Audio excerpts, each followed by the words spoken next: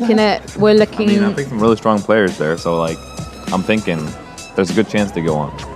Just in case our boys fall short, I think we go with the hype men from BNE. So we're gonna go with Juan Platro and Take my boy. Synapse. Oh. Okay. Yeah, Banks is not allowed to I do love you some kind of guys. inside job. There's no inside job here, Banks. So Yeki, I'm gonna just tell my boys, if you want a contract, if you want a job, you best throw that show match. No, so you made no, a mistake. no, You no. made a mistake, yesterday. No, no. Oh.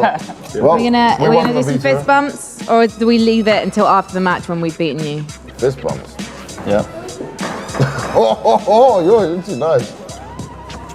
It doesn't matter. We got this. It's fine. Right, let's go talk tactics, done. all right? Come on. Still nerves, you know. See you on the server!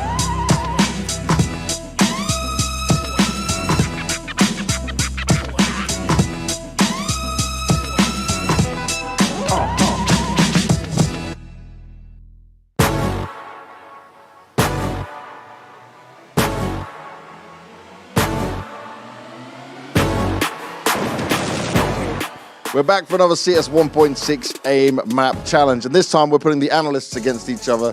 Devilwalk, he has won a major. He's also won a major as a coach as well. And then Blair, he is the king of Asian Counter-Strike. Are you a major Counter-Strike Asian champion in any way, Blair? Not in any way whatsoever, Okay. but I'm here to show that Swedish Counter-Strike is in a dumpster. Oh, you also did play 1.6 though, right? Quite a bit. Quite a bit. But So, Devilwalk, what's your experience with 1.6? You're old enough to have played some of it, but what level were you at? played some cash cups. Okay, some cash cups, so nothing too serious, a bit of fun with it. But I'm sure you got the ability still. You still competitive? You still feeling like you got this? No. No, he's setting expectations early on. It's 1st to 10. Boys, take your fight. Let's go. Who's going to get the first round? All right, let's go, Devilwalk. Let's see what he got. Never mind. Wait a second, who's older? I think I should be older. Devilwalk, how old are you? I need to change my name. 31. Oh, you're same age as me, okay. Me and Devilwalk 31. Blair, you are 40 what? 45. 45. Imagine losing to me. That'd be embarrassing. Oh, you're bursting rather than tapping, Blair. Ooh! It's been a while. Devilwalk 2-0, 2-0. Devilwalk 2-0. Remember the 1.6 tap was the one. Oh, just rounding. Blair with the M4, running and shooting, running and gunning. Running and gunning, old school. Let's go. Channeling the old WNV. Now I'm going to say one thing here, Blair. Your mouse pad is curling. Is it as old as you? It is pretty old.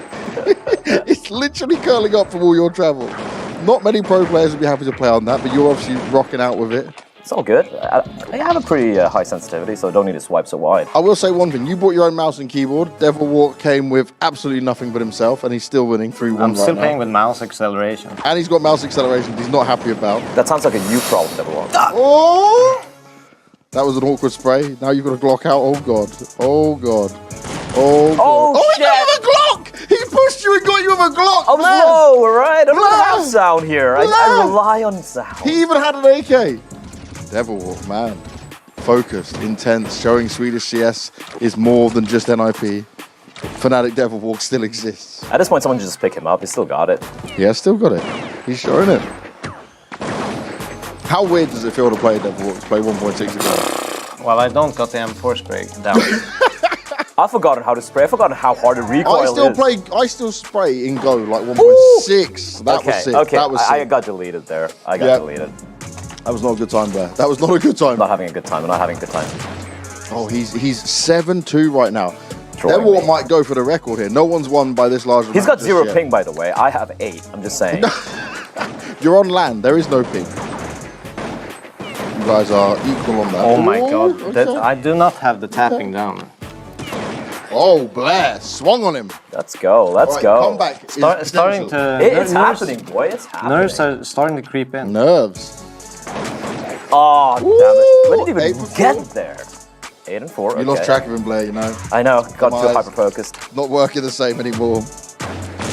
Oh, the M4 fight. The M4 spray. A lot of damage done. Blood on the wall, Blair. Putting the pressure onto him. Oh, he read me. waited. He Oh, waited. you rat. For you to make a mistake and he's just there. Crouched To down. prove there's some talent in Headshot delivered. Devilwalk 1 round away from getting it done. Face is pretty close to the screen. Intensity is high. Devilwalk believes that he can get the damage done. There's less trash talking than I expected from you, Devil. But I actually believed he would win, so that's why I'm keeping it Oh, calm. bless. He's got no faith in himself, just like through Yeah, CS. Oh, he's Nice. 9-6, 9-6. That's the perfect number. See, 6-9. the pressure. The pressure.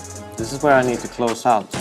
Oh, that's where I need to close out. Yeah! Boom. Swedish CS! Doesn't even type GG. Doesn't even type GG. Classic Wait, he's Swedes. doing it now. Let's just make sure we know what I he's typing. don't even know. Oh, I didn't understand. The chat was up It's there. up the top. It's not down the bottom GG. anymore. Yep. And then well played. GG, well Wait. played. And a little smiley face. He's done it. He's giving you the he's giving you the smack that you wanted. What did you write, It was Blair? close. It was close. It was really close. I haven't played. I've touched this game in 10 years. You know. The clock is so bad. I'm trying to kill you and you're standing. I can't move. Like, Did you enjoy that Devil Walk? Do you like 1.6 still? I love 1.6. I think it's the greatest game ever created. I love you even more for saying that. Blair, you still at 1.6 Stan, or do you wish you could go back to go? I generally do still love 1.6, right? Like it's still a fantastic game. I feel like at this point, CSGO's reached, it's going to be 10 years this year, right? Yep. And 1.6, when it finally met its demise, so to speak, it also lasted 10 years. But CSGO right now, we can see it's going to last more. It's getting bigger. It's going to be 50-50, but this game still will have a place in my heart. You need to shake hands, you know, you've had this win. Devil Walk was victorious this time around. Respect has got to be shown. Blair, not This satisfied is my classic. You know, Yeah. if I don't like my opponent, this is my handshake. Oh, this is Just that stare handshake. What if you down, like just stare someone? down. Yeah, go, give him a liking one.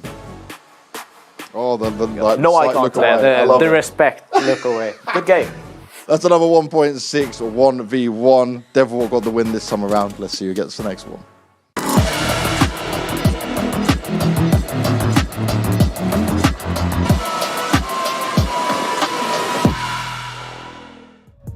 Welcome back to the PGL Major live from Antwerp, Belgium, where FaZe has held up their end of the bargain, and now we will find out if NaVi will join them tomorrow in that final or if Ence will stop them in their tracks. My name is Shox, and I'm honored to cover this best of 3 together with Pimp and Maui Snake. We've been a bit spoiled already in terms of the CS we've seen, and we're hoping that this one lives up to it too. Yeah, it's going to be tough though to top what we just saw here between FaZe and Spirit, to be completely honest. That was a banger of a game.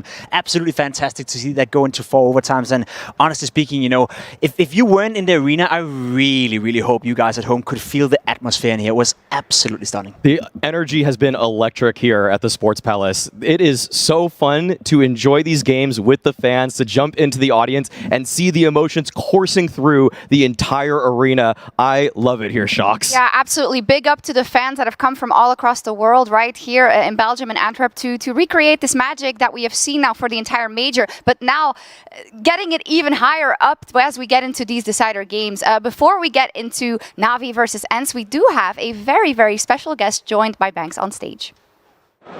That's right, we do have a special guest. Antwerp! Make some noise for the NaVi legend, Edwin!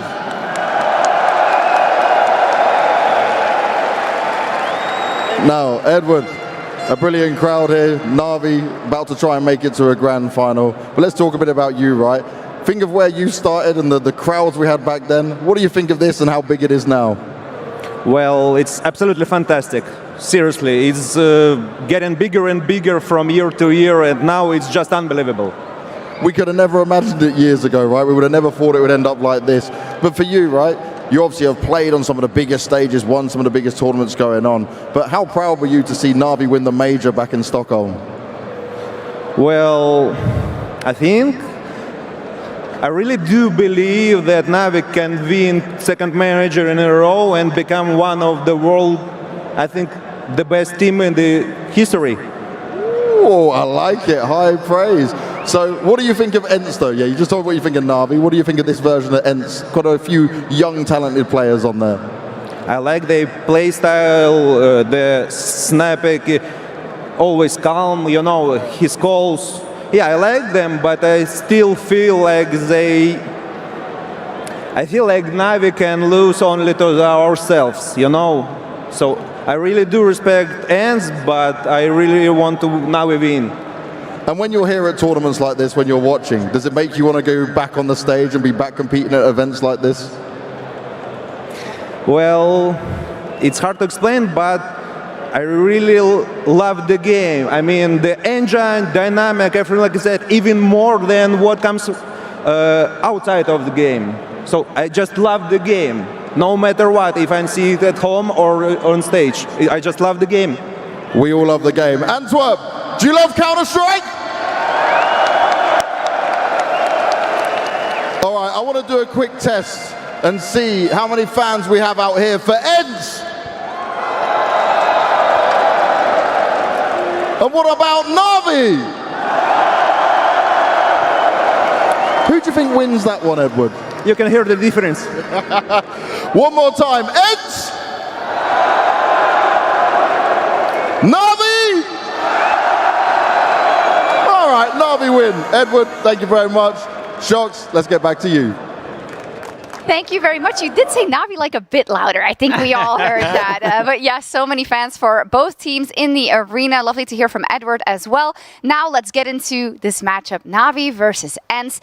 It could as well be a final, right? When we look at where these are placed in the world and how these teams have been playing throughout this major.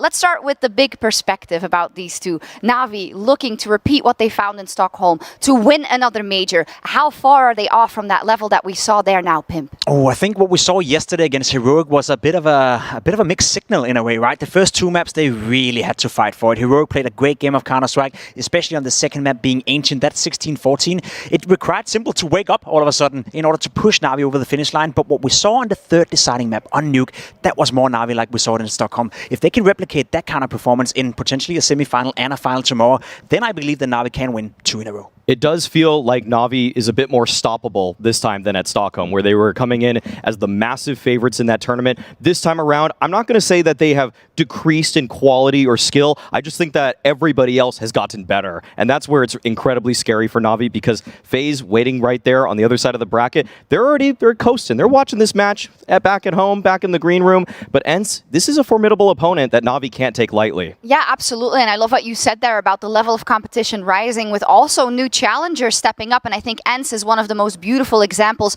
of that, right? With some new players making their mark on the scene, led by Snappy. Yes, we have a couple blossoming stars on this roster. The one name that, if you don't know it already, you will know it, that's Spinks. This guy has been one of the top 5 riflers in the world throughout this year thus far, and I love the way that Snappy has crafted this roster and this style to support people like Spinks, to support high-flying fraggers like D-Haw as well, because there's a lot of talent on this roster, and what Ence has done with kind of a mix of different players from different regions has come together beautifully. This is the guy that came out of nowhere. You look towards some of the other players in Duha and Hades, in Madden for that matter as well. They've been around for quite some time. Spinks is a new guy who's come into the scene, and as of right now, must be considered as one of the best riflers in the entire world. We keep raising the bar for this guy. We said, can he do it at a major? Sure, he could. Can he do it at a stage? He did yesterday.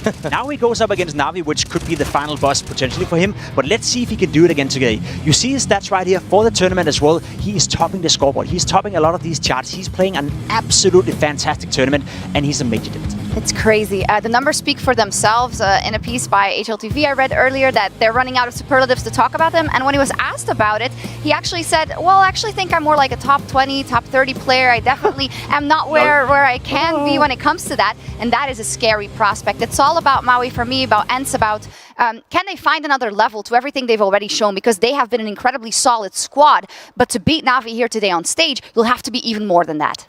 The humility from Spinks is endearing, but everybody else from Ence needs to believe in themselves a little bit more. I need some more fire from some of these players. People like Modern, who've kind of had a rocky time on Ence thus far. He's kind of taken over that secondary caller role, but what he did on his previous rosters with FPX, with Godsent, that's when he came onto the scene and people were impressed. But at this event, it's been D-Haw, one of their entry fraggers, incredibly strong player. When I talked to Snappy and Saul, the coach of Ence, they said that this guy is actually more mechanically talented than Spinks, so he has to activate too if they want to have a chance against a formidable opponent. Probably feels that his thunder is stolen a couple of times around, but it's true. When you look at the scoreboards for Ence, more often than not, he is also at the top of those in Duha. He's played fantastic, and the only reason we're not talking about him a lot is because of Spinks, right? Yeah. He's the big star, and he is the guy that we've seen for the vast majority take over the server. But this guy, he's fighting a lot of impact as well. Look at this chart, right? He may not be number 1 in any of these categories, but he's top 2, top 3 in some of them, top 4 in the ADR department as well. And guess what? He's one of the best in the pistol rounds. He's been an absolute beast in pistol rounds. He's often getting dropped the P250, which is also a signal from Snappy and his team that we trust you with that gun, right? We're willing to, one of us is willing to carry grenades, no armor, in order to give you a P250 in order to get the job done. So yeah, we talk a lot about Spinks, but we got to give an awful lot of credit to Diha as well. Yes, we do. Let's talk a little bit about some of the players on NaVi, of which also we could talk just about anyone. Yeah, let's talk about Bit, perhaps, who has had a stellar major so far, I think, right? Even when it wasn't going that well yet, and we know that they have on record, hey, not necessarily practiced as much as we would have liked to coming into this major, Maui, but he has always kept them afloat when they needed it, and is now really rising to the occasion. I've said it before, and I'll say it again. I think Bit is the most mechanically consistent player in the world when it comes to rifling. This guy just takes people's heads off, frequently topping the world rankings in terms of headshot percentage. And the thing is that they give him a lot of space to work with. And when Bit has that sort of opportunity to run in at his opponent, that's where he shines the most. The fact that he can be aggressive, doesn't have to wait for his opponents to come to him or anything. He can just charge on forward and take heads away from his opponents. He has elevated himself at this major. He was actually in a bit of a turmoil in the sense that people were questioning, have we seen the best from Bit? He wasn't performing up to his best abilities, but at this tournament, as you see right here, he's up there with the very best, and the only player better than Duha with the pistols as well. So Bit, you know, we had this conversation, he had this transition period, winning the first major, winning basically everything he was touching in the first year of his professional career. Then he had a couple of months where he didn't play too well, and now he's coming straight fire back into the major. This guy right here, a simple set, a future MVP at a major. Yes, he said that even last week, right? And then we didn't even know what we were going to get here this weekend. I want to talk about Electronic a bit as well, because he has been a guy who is always solid, but seems to find a new gear when it comes to playoffs and big games. How much have we seen of him, and how much can we expect him to step up versus Ence? In a playoff situation, you have to think the world of Electronic. He's a guy that seems to save himself for moments like these. Doesn't always actually have to deliver too much in the group stage, as we see the differential in statistics right there. Much better when it's a bigger moment. He's a guy that when the spotlight is on him, he will deliver. Some of the rounds that he had yesterday were fantastic. The clutches coming out from him, the sight holds, everything that Electronic does is amplified in a bigger moment. And that's a scary prospect. It's a scary prospect for Ence. It's a scary prospect for FaZe potentially in a final. The fact that this guy now is activated. The fact that he joined the server yesterday and was by far the most influential player. His ADR was outrageous, by far the highest on the server. And we talk about him, right? Yeah, he's been in a bit of a rough period as well. A lot of circumstances going on that perhaps make it hard for NaVi to fully focus on the game, which is completely understandable. But when it matters the most, when he is on the stage, we saw yesterday what kind of damage he can do. They're just absolute stage beasts. Let's talk about something maybe a bit more controversial in that regard. Simple, you know, the juggernaut for NaVi, who had a little bit of a rough time getting onto the server yesterday, right? What do we make of it, Pimp? I'm a little bit scared, you know, in the sense that we haven't seen Simple really play as well as we expect. And that's because Simple has been raising the bar, not only for himself, but for the rest of the players in the entire world in the past 3 years, to be completely honest. He's having a decent tournament. I believe he's ranked number 13 and number 14 in terms of all individual players. So by no means is he playing a bad tournament. We're just not seeing him take over games like we used to. Yesterday, when it was needed the most, though, on Ancient against Heroic, he stepped up on that CT side with the AWP. I remember that ridiculous no-scope where he was turning 180 and hitting it, right? Those are the simple moments we need to see, but there's been very few of them so far. Unfortunately, that's just been the case at this event. Does seem like Simple is letting some of his teammates do the dirty work. People like Bit, people like Electronic that we've already highlighted are the ones that are stealing the limelight away from Simple. And to me right now, what it resembles is kind of like a Master Splinter meme, where basically Simple was the one that had to carry everybody at the beginning of this roster. But now, sometimes there's just not as much room. Sometimes Bit and Electronic are going to be the ones that pop off. And that's not necessarily an indictment on Simple, but if they want to have championship aspirations, he needs to show why we call him the GOAT. Listen, he's been carrying this project for a very, very long time. The past 3 years, he's had the entire team on his back. So if he needs to take a couple of games off and just be activated from the semifinal and perhaps the final as well, that's going to be enough for him. Yeah, I was going to say, as we do have a little bit more time to explore this here, Maui, surely this is kind of an excellent situation then. You're still getting through, you're still getting into that semifinal matchup because you just have some members around you that are able to step up consistently. Electronic in the playoffs, Perfecto when you need him in the clutch. Boomage actually especially when you need him in the clutch as well. So do you have any reason for concern?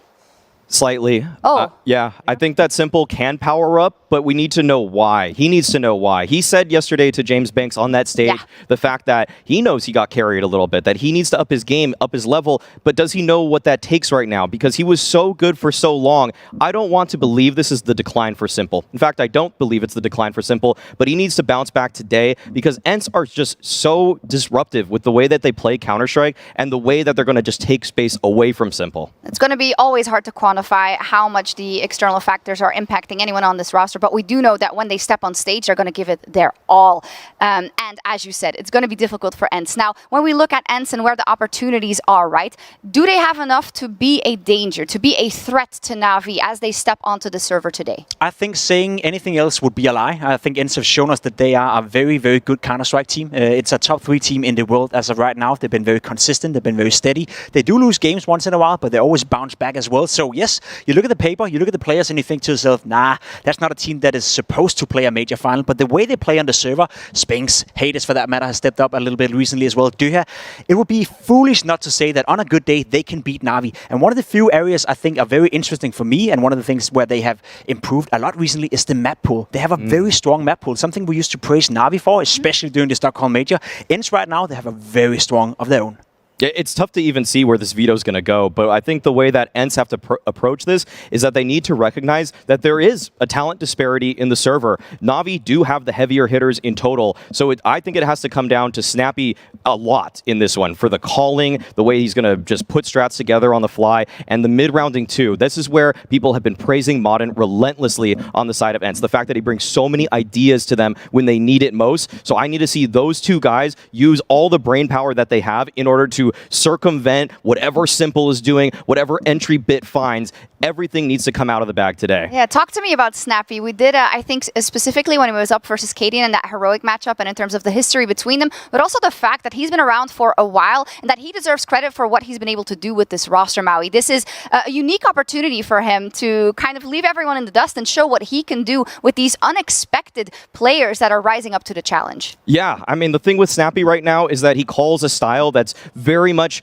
making a plan at the beginning of the round, but still having contingency plans. I think we actually have one round we can show that actually demonstrates how well, even when the first thing doesn't go well for Snappy, that he can move around, that they can actually adapt in the mid-round. Yeah. So if we can roll that one from Nuke, I mean, this is a really cool opening play from Ence where they go for their A exec. This looks very standard, nothing too crazy about this. Modern even goes 1-for-1 on the site, but they recognize that all of the players have rotated in. Hades with a lurk out solo by himself, but quickly traded, 3-on-3 situation. What Ence do is they actually immediately go to ramp. Look at how much time is on the clock. They made this decision in a split second, and Snappy trusts his players to get into lower, so he tucks, he waits at the ramp, expecting the next move, thinking ahead of Copenhagen Flames, and they're able to steal one away from the team with the very advantaged buy due to a great thinking on the fly.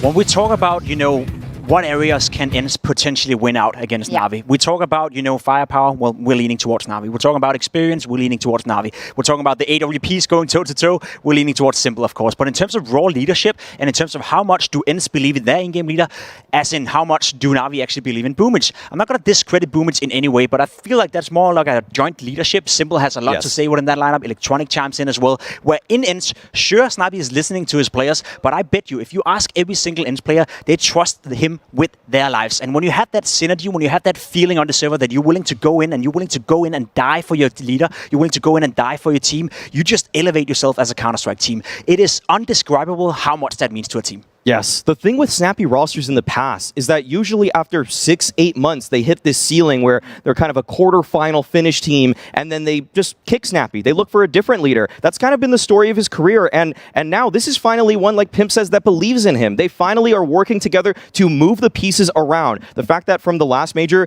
they benched Dodo, they brought in Madden, they're trying to upgrade the firepower around Snappy for once, instead of saying he's the weak link on the roster, and that is such a fruitful sign for the future of Ence because it means that they understand in terms of tactical prowess, Snappy is at the top of the world. Yeah, it's also nice to see in terms of the organization coming out of Ence, who had the easy for Ence days, right, with that incredible run. It is hard to get back to the top when you've been there before and you're not like the established ones like the NaVis of this world. I find that very, very impressive. And I think this is why they are now kind of on the brink brink of making something insane happen. You're laughing at me. Yeah, I just can't help to laugh. I'm thinking of Vitality. I'm thinking of G2. Yeah.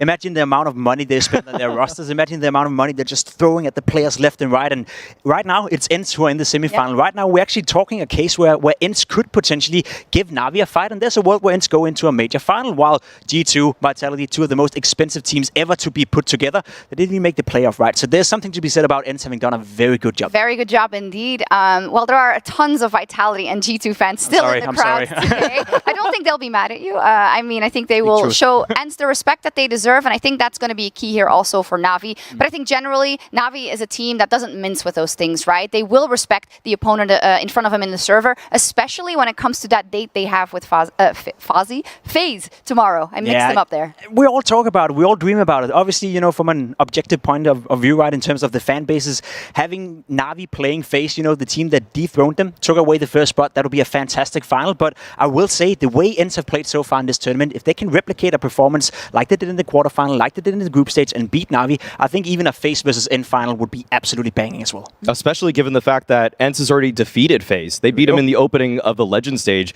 Very convincing Mirage, as a matter of fact. So this is nothing that NaVi can take lightly, but there's one guy I know behind NaVi that is not going to let that happen. Blade has been a maestro in terms of his coaching prowess. He has put together spreadsheets, just papers upon papers that are in front of every NaVi player saying, this is our reaction, these are our strategies, these are our protocols, and everybody's on board. And in terms of tactics, you might think that you look at the individuals of NaVi and not think that they're always the brightest of the bunch, but the thing is that they have a unified structure and goal thanks to what Blade has brought in terms of his system. And he's helping out Boomich so much, right? If you compare Boomich to Snappy as raw in-game leaders with no coach behind them, I'm pretty sure Snappy would do a better job. He's also been playing Counter-Strike for 15 years. He has an awful lot of experience, but Boomich have probably one of the, if not the best coach in the entire Counter-Strike world, Blade helping him out. So that kind of elevates the playing field a little bit here for Boomich and NaVi. Okay, and I think you'd be amiss to say that for NaVi, because they often have such flashy moments, they have such insane clutches, they can bring situations back from the brink of defeat, but maybe that's not giving them enough credit for, as you say, the system that is in place that has netted them all these trophies. I think so. That's part of the solution. That's part of the reasoning for why NaVi is never a team you can count out. I also do think Boomich, from time to time, individually speaking, can show up on the server. We haven't really seen it in this tournament, and if you really want to nitty-gritty it, I think Snappy as an individual so far in this tournament have played a very, very good one. A 1.01 rating right here, better than Boomich, better than a lot of different in-game leaders. So in terms of raw firepower, sure, we lean towards Simple, Electronic, etc. But in-game leader against in-game leader, Snappy's going to win a couple of duels against Boomich. Snappy's first bullet accuracy is kind of scary fast. Yeah. it's a little strange. When you watch his POV and up close, yeah, he'll run in, maybe make an aggressive play, kind of sometimes that space taker like Kerrigan wants to do for FaZe. But the thing is that I think actually Snappy's raw abilities are a little bit better than the remaining 3 IGLs in this tournament, in Boomich, in Kerrigan, in Snappy. So that's just off of current form, though, of course. Boomich used to be the star back on some of his old teams, but as it stands today, Snappy has been the one delivering. Big words.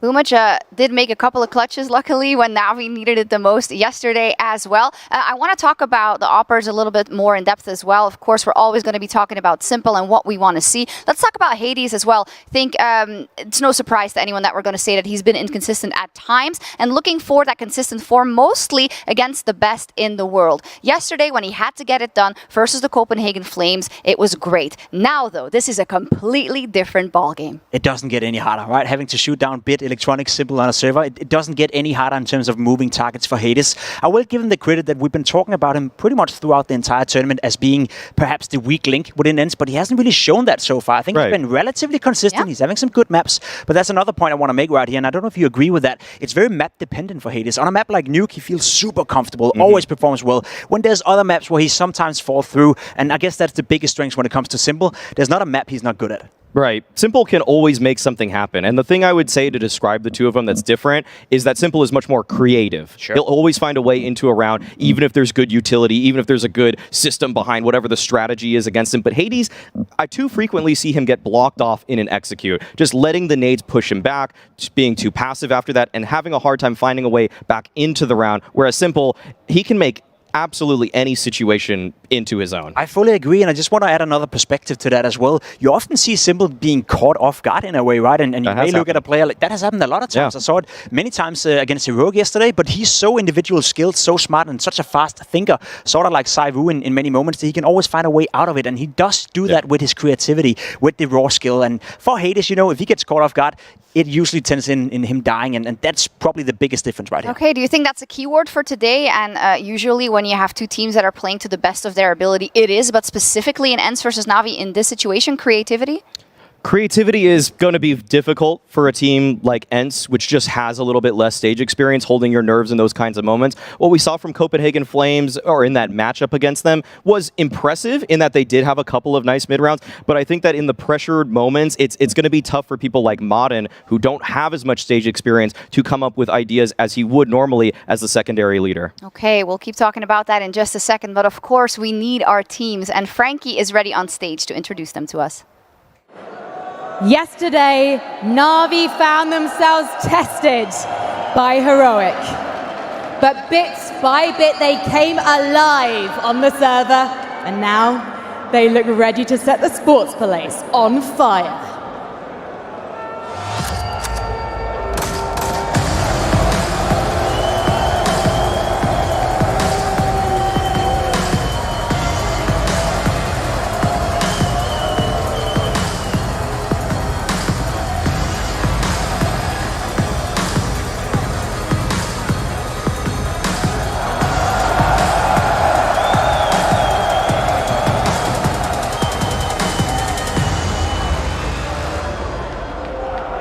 Bringing the heat, it's NaVi!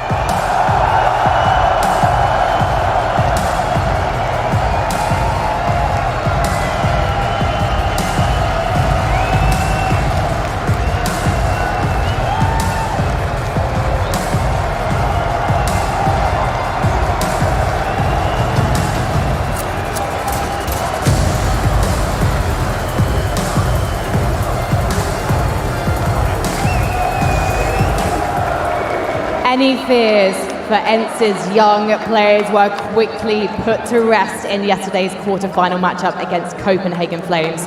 This is a team with a lust for LAN, and this matchup is their perfect date.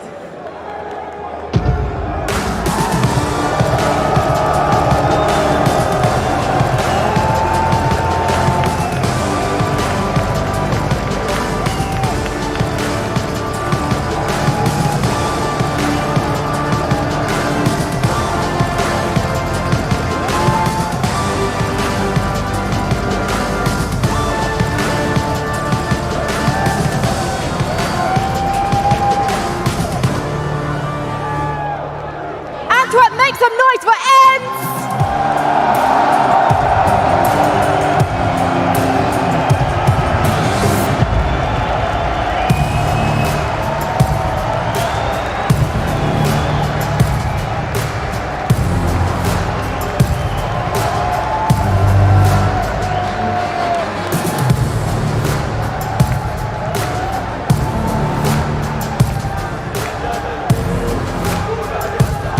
Okay, Diha, come to me, and Coach Blade is going to be coming over to me from NaVi. Diha, I noticed you're wearing a Polish flag, and I think we might have some Polish fans in the audience. Is there anything you'd like to say to them as you're representing them today? Can I say it in Polish? You may. No, dziękuję wszystkim, że tu jesteście i no, postaramy się zagrać jak najlepiej. Dziękuję, Diha. Do you mind giving me a quick translation? I just said that I'm very happy that they are here and we will do our best. We know you will. Thank you so much. I'm going to also come to Blade. Now, you've said Ence are some of your toughest competition. Would you say they're on your level? What's that? Would you say that Ence are on NaVi's level? I think they're really strong contender, and it's not going to be easy. Are you the strongest team left in the major? I don't want to say like that because it's going to be cocky, and I think we need to respect all our opponents. Well, I appreciate that. I like teams that respect each other, as long as they disrespect each other on the server. Thank you so much, gentlemen. Sports Palace, are you ready for a show? I think they are shox? I think they are. Of course. I expected from them that they are ready as we are getting closer to this epic matchup. And as said already by Frankie, yeah, respect from both sides. Obviously, right? I believe some of them are also quite superstitious, and I get it, right? Pimp, you've been a competitor as well. Don't leave anything up to chance. I never touched a trophy, man. I've never been close to touching a trophy, so I can't be superstitious in that regard. Thanks for setting me up in that regard. Apex, but Apex brought that up. True. I think I have You one. did that to yourself. Can we have that on tape? I was not insulting you. Nah, yeah, you're right. Yeah. Listen, the players are a little bit superstitious, but I like it. We saw Art say that Spirit got lucky just to get reamed out, and then we saw, these guys trying to be super polite about it. I think Blade believes that Na'Vi is the best team in the tournament. I think Blade firmly believe that they are supposed to win this major, and that's a point I want to make up as well, right? You say win 2 majors in a row. That, of course, is hella impressive. Teams have done that before. Astralis is a great example, but win 2 of the most competitive majors in history of Counter-Strike in a row would be a massive statement from Na'Vi. Yeah, Maui, talk to us about that a little bit indeed, about getting that first trophy. Incredibly difficult. Tons of respect for that. But you already touched on it, the fact that the level of Counter-Strike is rising literally every day in the competitive spirit, and how hard, no pun intended, that has made it for Na'Vi to replicate that once again. I think that one thing that people are maybe underrating about what's going on with this era of Counter-Strike is that teams get to ramp up into LANs with studios first. The fact that so many big tournaments are happening in another stage so that they can get comfortable, they can get some wins under their belt, that has really helped teams like Ence. But we've got the veto coming up here. We'll see Ence banning out Inferno. Na'Vi always ban out Vertigo. And Ence's pick here, it's a little bit tricky for me. I think they've been liking Nuke a lot in the early phases, Pim. You should be scared though, right? You saw Na'Vi's performance yesterday on Nuke. Now Ence is going for it, and I love it. Again, a move right here where Snappy and the boys from Ence are saying, sure, you Na'Vi, sure, you played well yesterday, but we're going to pick Nuke, and then Dust 2 coming in from Na'Vi. We have criticized that from a lot of different teams in terms of, like, can you pick Dust 2 as your perma pick in a best of 3? Well, Na'Vi are one of the few teams where I feel comfortable saying, yes, they can. Yeah, the thing is that Na'Vi have so many weapons on that map that every part of it feels untouchable when they switch to the CT side. Decider on Mirage. I'm almost a little bit surprised that Na'Vi didn't pick Mirage themselves. So in terms of this veto, I'm really liking how even it is, but I also give a very slight edge towards Na'Vi overall. I fully agree. I think the Na'Vi we saw yesterday in Nuke should be a bit of a scary, prospect for Ence, especially considering they most likely will start on that T side. Yes. And we saw Na'Vi shut down Heroic on the CT side yesterday. The third deciding map, though, in Mirage. If we were to get there, that could be a banger, man. We have Ence who are playing such explosive Counter-Strike. Out of spawn calls Counter-Strike, and then you have Na'Vi who likes to drag out time, play with the time. The contrast between those two teams, I'm getting ahead of myself right here, but if we do get to a third map in Mirage, that could be a banger of a dimension. It's going to be incredibly exciting, and the thing is that I love how Ence do play Nuke. I really think that even though it's scary to play against Na'Vi, what was a 100% win rate, one of the best in the world at Nuke is of last year. The thing is that Ence have a deep playbook, and the fact that we showed it earlier, the fact that they can mid-round. If the first thing doesn't go right, they can turn it around in a split second, and that kind of confidence in Snappy for the rest of the team, everybody believes in him. They believe in his calls, they believe in this pick, and they think that they can take Na'Vi down on it. I'm pretty split on it, but I think that this is going to be a fire first map. I mean, it's a great sign of confidence, right? Because you don't want anyone who's on stage right now who can't deal with the pressure, who crumbles under the pressure. You have to relish it and step up your game because of it. And as we get closer to that game, I think we have about 5 minutes left to go. Let's get into a little bit more of the nitty-gritty. You talked about turning around situations for V5's Pimp, and I know that you dove into that for the two teams. Yeah, I did, because you have two teams who are exceptionally good at doing that on each their side. Ence right now are the best team in the entire tournament, and I guess in the world as well, at winning 4v5s on their CT side. In fact, they're winning more than 50% of their 4v5s. They have a higher chance of winning a 4v5 than losing it as of right now in the tournament at a major, which is absolutely crazy. You look on the other side, in Na'Vi, on their T side, 4v5, they're winning 41.1% of their 4v5s, which is also absurd. So you have two teams who are exceptionally good at playing from behind, and we're going to see that a lot in this game. You see the stat right here for you. It is insane what Na'Vi is able to pull off on the T side. Yes, I mean, those kind of stats right there show the caliber of these teams, and in which the way that they were finding some of their victories, that they can come from behind and still be able to pull it out of a hat. that sort of... You can have on your team when you're playing a major semi-final in front of 14,000 people. I think Ence right now is smelling a bit of blood, as you said before, right? NaVi is not unbeatable. We've seen them being beaten lately. It's not a team that right now is playing the best brand of Counter-Strike, and even against Heroic, there was a world yesterday where they would have lost 2-0 if they wouldn't have pulled that comeback back against Ancient, right? So, if you're Ence right now, you're in a major semi-final, you're relatively unexperienced, sure, but you're smelling blood right now. There is a chance that you could put yourself in a final against FaZe, who have a bit of a repetition for choking in finals, at least when it comes to major. So, let's put it at that, you know. I'm just trying to build the case right here that Ence right now, they're smelling a lot. Smelling blood in the water. The Org's taken him down before. Ence versus NaVi. This has happened before. Obviously, very different lineups back then, but I think that this is Snappy's best chance of his career and going into even the rest of his career to punch in a ticket to a major grand finals. And I think he has the deepest strat book that he has ever had in order to make this possible. So incredibly close to this matchup. I think the anticipation is almost becoming too much for us. So I'd like you both to summarize why we should be so excited about this match. We have some of the best players in the world of Counter-Strike right now. We have some of the best riflers, in fact, the top 3 riflers in the entire tournament on the same server.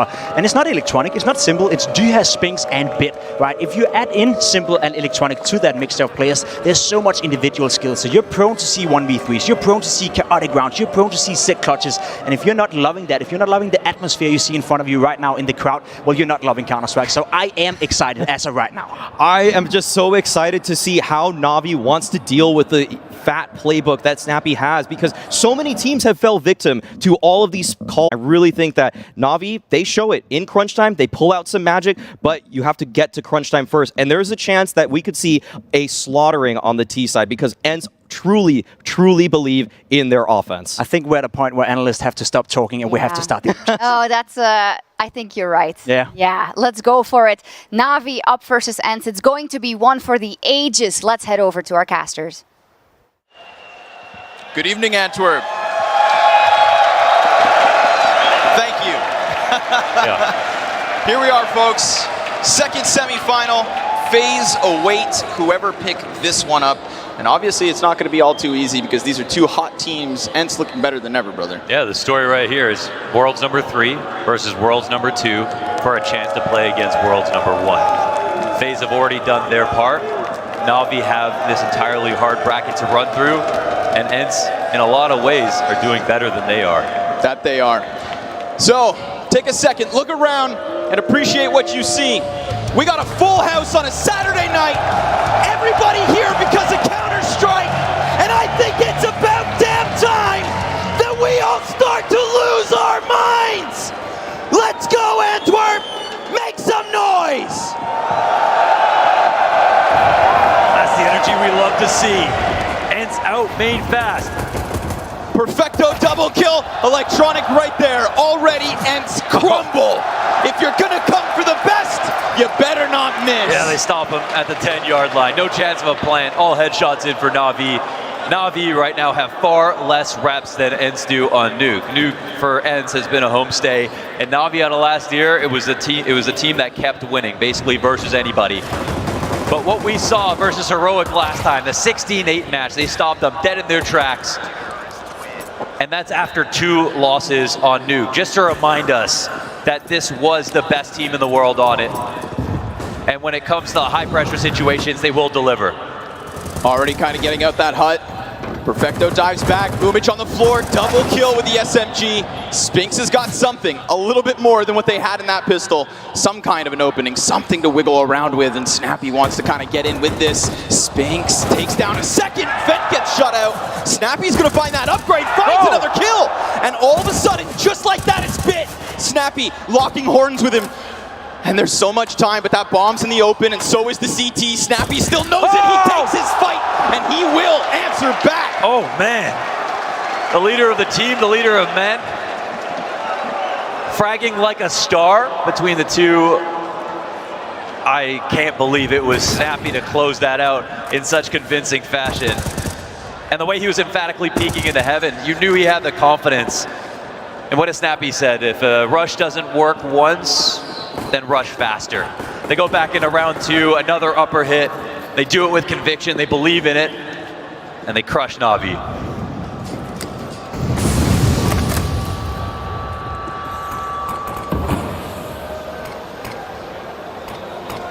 Walls of smoke, coverage, had a chance to breathe, but Simple looks to take that back. He gets shut out. Diha, who has been so sharp across this series, across this entire run from Ence.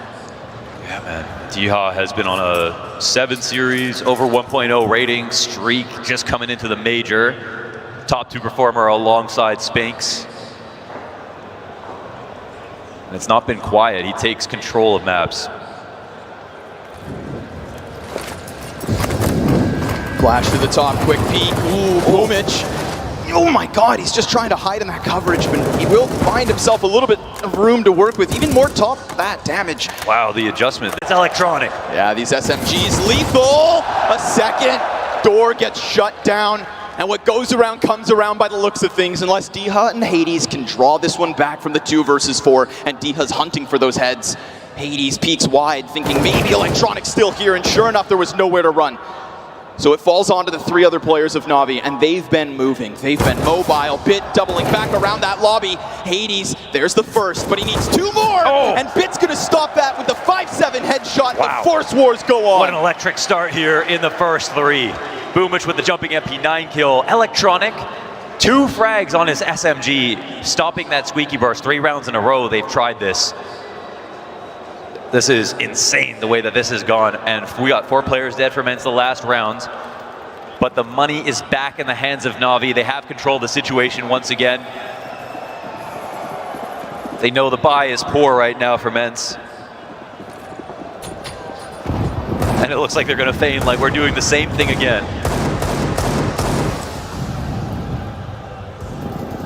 Honestly, the level we're seeing already from both squads is alarming. I mean, I was wondering if we were going to get a slow start from either team. It doesn't seem like it. Who will get their claws in first? Smoke fades, Flash takes its place. A bit of an invitation to come and challenge Bit.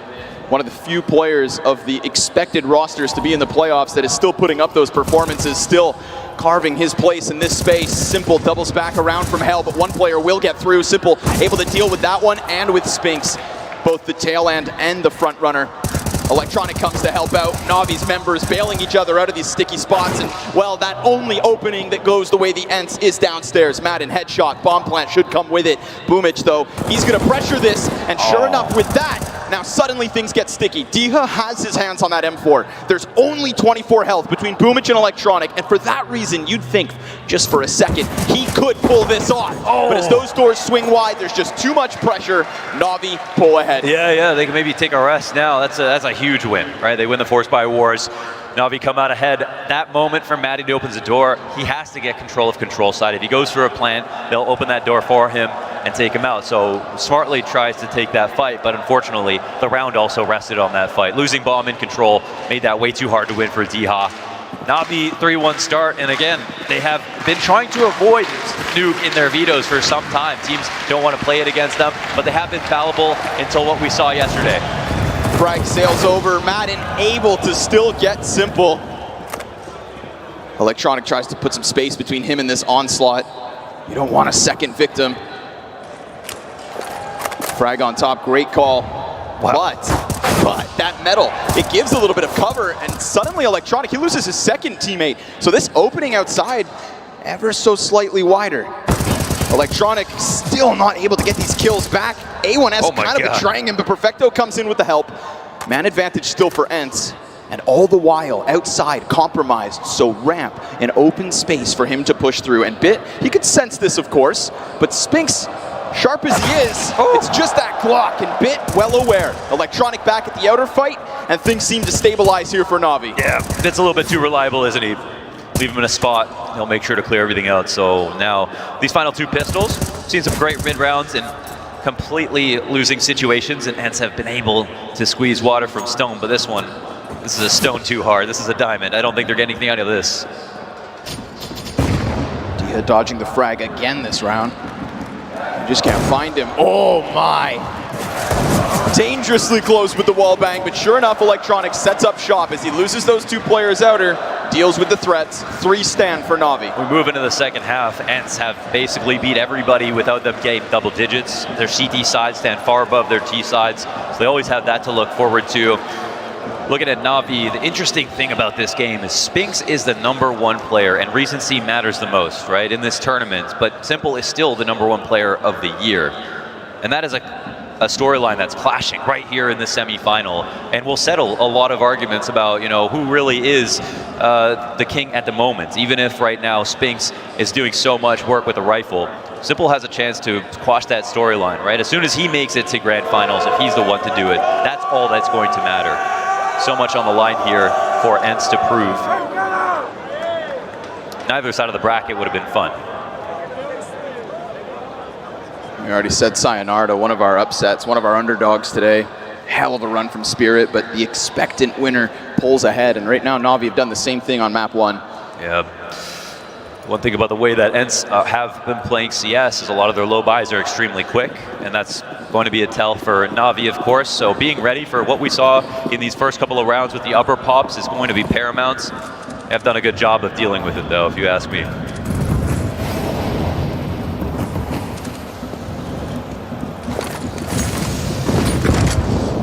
Nade's gonna soften up D-Hub, but that will not stop him. Oh, too many players come close to that box and clear it incorrectly. D-Hub's perfect.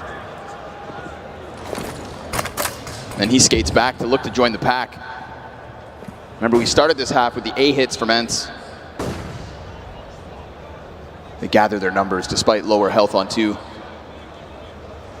CT setup's actually looking outside, so Perfecto, no eyes on that A floor. This could be a good chance for Ence to get in. He now has support from Simple. That's going to fall him down into the back of those silos. Flash and a smoke over towards the doors, but Snappy, he's ahead. Oh. And that insta headshot from Madden is big.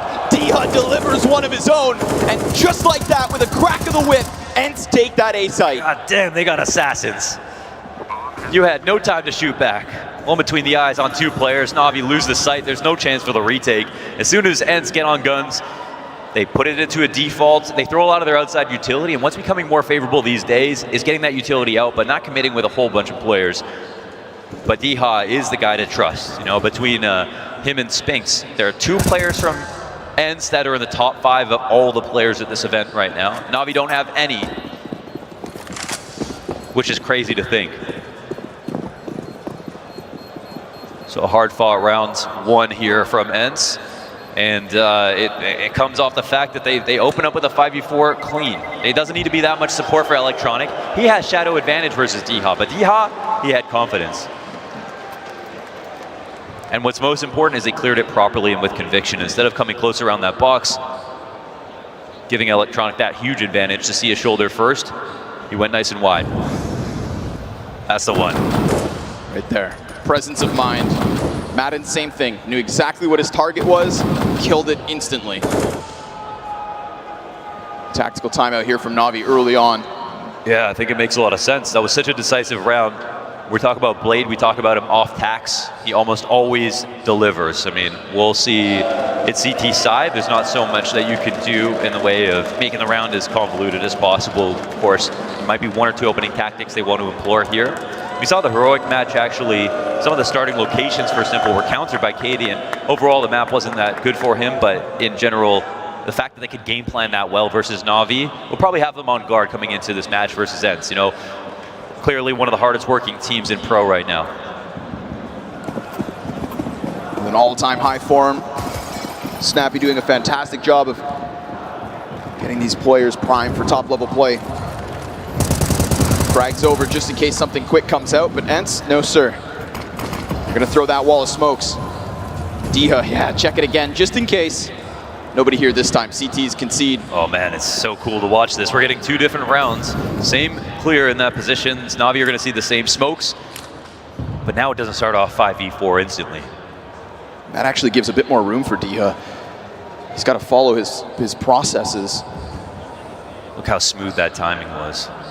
Last time with the kill, he fell back to the lobby, and we saw just how instrumental he was to that easy A-take, quick headshot into the heaven. But this is different. He's deep. There's somebody downstairs awaiting him. Util starts to go out onto that A site. That will draw Boomage away from Secret, which could open up doors for D-Ha, but for now, NaVi don't panic. Man, this is the thing about Simple. He's starting off ramp. He's ready. Bit's right there to try and help. Ence decide to fall back. That one kill, just enough to turn them back. Diha's going to look for that opening elsewhere. He's been set up for this since the start. Yeah, he's become kind of a contingency plan now that they've been exposed, trying to open up the ramp, getting locked out.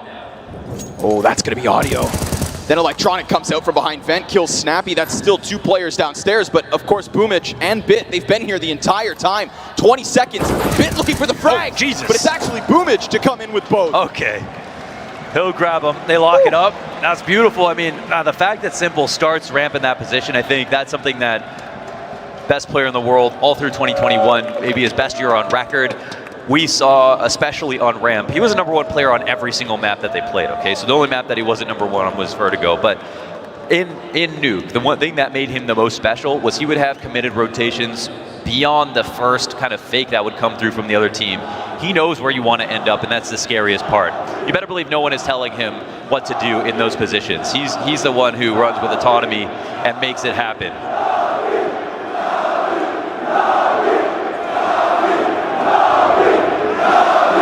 We got Antwerp for NaVi, we got Brazil for NaVi. Yeah.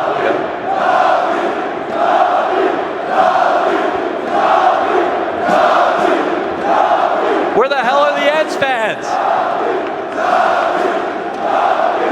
None? There are none. They're saving. They're saving themselves. They're saving, okay. They wait. They wait. Boomich, clean as can be with that second kill. Very good job from him, but we're right back into the action. Deagle and a Galil, so some concessions here from Ence. Diha over top with a good flash. That actually gives him a chance to get past that scope from Simple. Oh, but Simple's quick. Takes Madden down in the background. Oh, and suddenly, Simple has just gotten away here, but he really does not know. He is a dead man crouching. Oh, he's taking this carefully. Diha taps him down from above, then that contact over towards ramp. We get the double kill here from Ence, and they're looking to puncture through. Yeah, this Electronic. Oh, he's going to be throwing his grenades. And maybe Boomich can attack him from the back. He was so key in that last round, but he has to ask himself, where have they gone? Oh, I think they might know that there's still another, he'll fall out. This is a 2-on-5 situation, but it somehow feels recoverable. Let's see if Spinks has anything to say about that.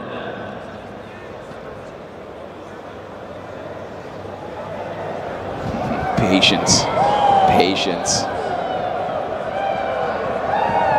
The map falls completely quiet as we cross the 45-second mark. Ence will be forced to make a decision, but will they find out where the CTs are? Fecto's done a great job of staying tucked in. Now they know it. He drops Spinks. 2 versus 5, turned 2 versus 2. Diha's able to get by into the bomb site. Perfecto, he'll have to come up from that vent, and now the lower player in Hades moves that bomb into the back of the site. Perfecto trying to set this up. Boomich comes upwards. Wait, they're off the plant. They've still got time, so it's going to go down. Diha's position next to the smoke. That one gets caught by Boomich, who drops both bodies. Oh, and they do the impossible. The 2-on-5 is 1. Numbers advantage means nothing. And that just shows you how good the rotations were. Every single time a kill got traded, even when Simple got caught off guard in such a compromised spot, which gave so much space to Diha, there was a player nearby at another choke point ready to refrag. And that was all about Boomich. I think he's 12-3 right now, and he is somebody that you could point to as one of the players who's is one of the most inconsistent on the team. Of course, a team filled to the brim with talent, but Boomich does have his odd carry map. Perfecto can smile ear to ear knowing that this is going to be one of them. Tack timeout called here, a second already for Ence.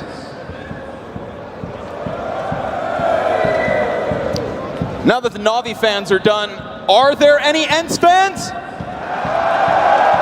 all right. Yeah. They exist. Good to know. Good to know.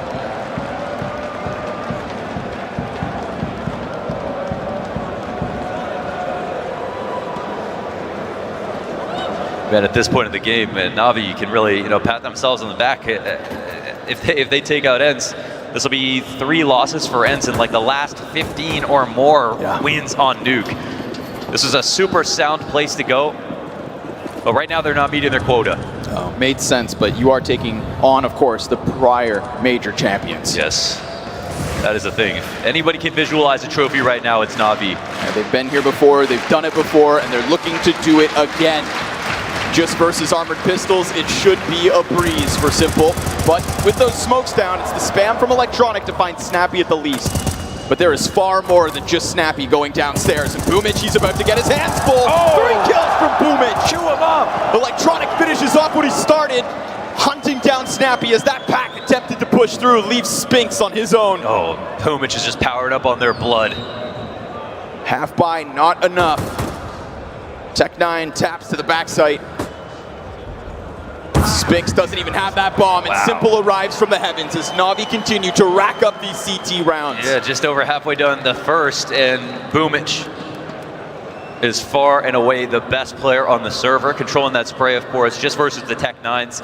And try to do something quick on the cross, running that rotation, and didn't lose any players in the process. But once they got downstairs, they got called out. NaVi knew exactly what they wanted to try to do, and Boomich smartly laid down that smoke to make it as hard as possible to try to trade it out. What are the outs here for Ence in this position? Another buy-up. Diha has provided them solace in a game where they only have 2 rounds. Seeing his outside plays could inspire the most hopeless, but can he keep it up? Repositioning here from Electronic, trying to just find that little bit of a gap, and as he goes in off of Simple's flash, he will take man advantage. Yeah, a bit of revenge here for Electronic. But he didn't get away, and they know it. He seems to understand as well. He is still compromised. Simple looking to lend him a helping hand, but as Electronic fires off, that welcomes back through. Simple's finding Snappy. Oh, do they want to come back for this? That's the question. 3 different ends here for Ence. All on their individual islands. Utility is a problem.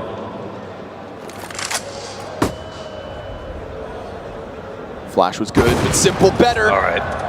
Down goes Hades and Madden. And a missed shot there with a little spice on it. Spinks responds. 3 still standing here for NaVi, but Bit comes back from ramp. Yeah. He's getting bored over on the ramp. There's just so much more than Simple right now, but all his kills are so damn impactful. And that was a position where Ence ran out of utility, no smokes remaining for the cross. They were forced to take those dry duels. Simple was hitting quick ones. 3 on the round for him, and an 8th for NaVi. Oh, he's got his hands off. 15-3 so far in the half for NaVi. For Boomich, I should say. Back to the half buy. They're demanding a lot of Snappy here. Oh my, Boomich. Whew. Fire all around him. Vent looking strong. Perfecto falling downwards. He is as blind as a bat, and the Tech9s connect to the head. Then the A1S of Electronic comes through. A frag from the depths of that vent. Yeah, they actually made a mistake in rotation. They didn't expect it to be an upper play.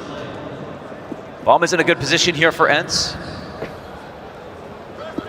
2 players thinking about coming in through that mini, but with the smoke down, they can still reroute. There'll be time for Ence to make their move off site. They're going to keep 1 underneath the heavens. This is one that will end in blood. They know that Ence don't have much to work with. A fight to the death for all 6. CT's posture up outside of that heaven. Util starts to go forward so that they can peek, and the guy in sight's just tucking, hiding, waiting. Hades, Diha, both with 1. Simple comes down and goes down to the hands of Diha. Oh, wow. Some beautiful crossfires right there. And again, utility disadvantage that came out with just a light buy. And they get away with the upper hit one more time. These continuation flashes. They had Perfecto blind for half the round right there. I don't think he even saw his opponent when he died. And in this post-plant, individuals were trusted. Diha spun on a pivot perfectly. They got shooters.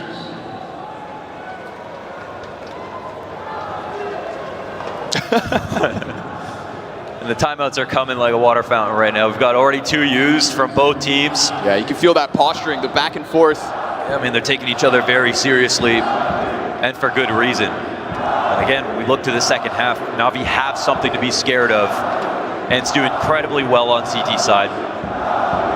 They need to meet a quota. Even when NaVi had their nuke streak, that was unbeaten for so long until the Blast Fall final versus Vitality. It's such a big win.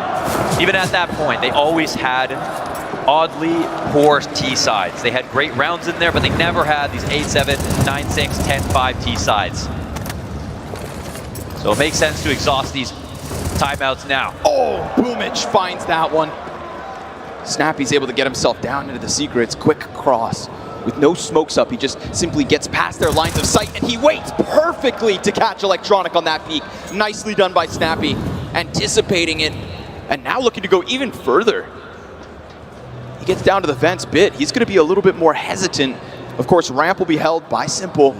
It has made some good rotations so far. Again, it looks like he can get into a good spot, but what we don't see is how early he got there. And they also won't know numbers, the CTs. Did Snappy cross alone? Were there more? Oh, that's Bit. good. That's enormous. Nice position.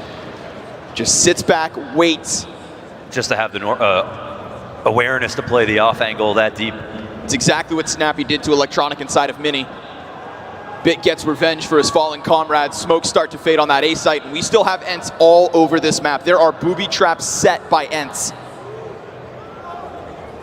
Counter-terrorist starting to wiggle.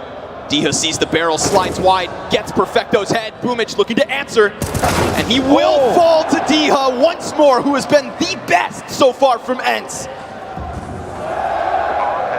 It's been nothing but headshots for Diha, and the bomb gets planted, and Bit's heart sinks.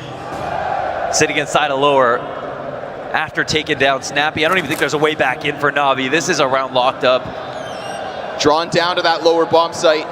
Oh man, it's crazy because they were spotting the outside of Squeaky. Perfecto was waiting and hoping that his teammate on the back of the site was going to cover that for him, and it was being checked.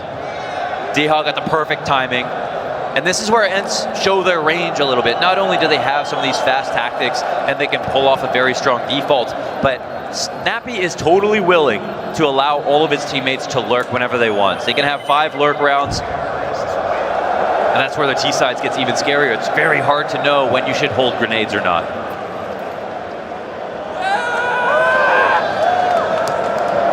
There might be a meter stick between NaVi and Ence right now. But at least they take that one step forward with this most recent round. Yes. And it looks good because it's the mid-round too. I don't think he sees anything but heads right now, Diha. Yeah. That's frustrating for Perfecto. He knows his teammate was watching that. We got limitations here for NaVi. Limitations to that MP9 Infamous. Still double the rounds of Ence. NaVi comfortable. Jeez. It's asking for some util damage, and they can make these smokes expire if they would like to. Looking to molly the cross halfway after the smoke is gone.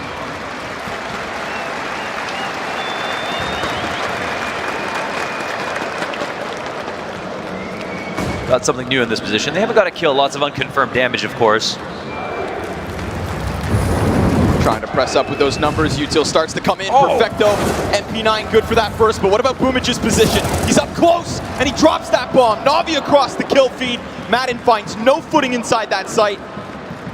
Ooh, they didn't want to work hard for that one. Total lockdown on the doorway. Yeah, they throw some of their nades outside. Last time that they faked with upper, they ended up going towards ramp. So this might have been a play off of their own rounds that they've seen not work versus NaVi. Oh, wow, what a shot from Simple, where they decide to, instead of throw that fake, just go forward with it. It's interesting because they used a fake first. So both could be hard to read, but NaVi have been right there, especially when the set tactics have come out. It does feel like Ence are a bit scarier in that default, letting Diha work a little bit more, trying to let him get his kill. But you can't do that every single round. They can't be riding off of Diha's opening frags. Luckily for Ence, there's still that rebuy. 2 more rounds to play for here on the T side. Electronic's been such a nuisance, changing up this position outside consistently. Yeah, this is topping off after 30 straight for Heroic. Yeah. Completely controlled the map in that game. Ooh, frag for Electronic, but it misses. It actually hits the door frame and doesn't go through. Yeah, that could be damage that matters. Another smoke down on the door. Boomich just playing lights out right now, 17-5. Yeah, and he's got the most important position. We've seen how many plays have come out of Squeaky, and he has been the doorman.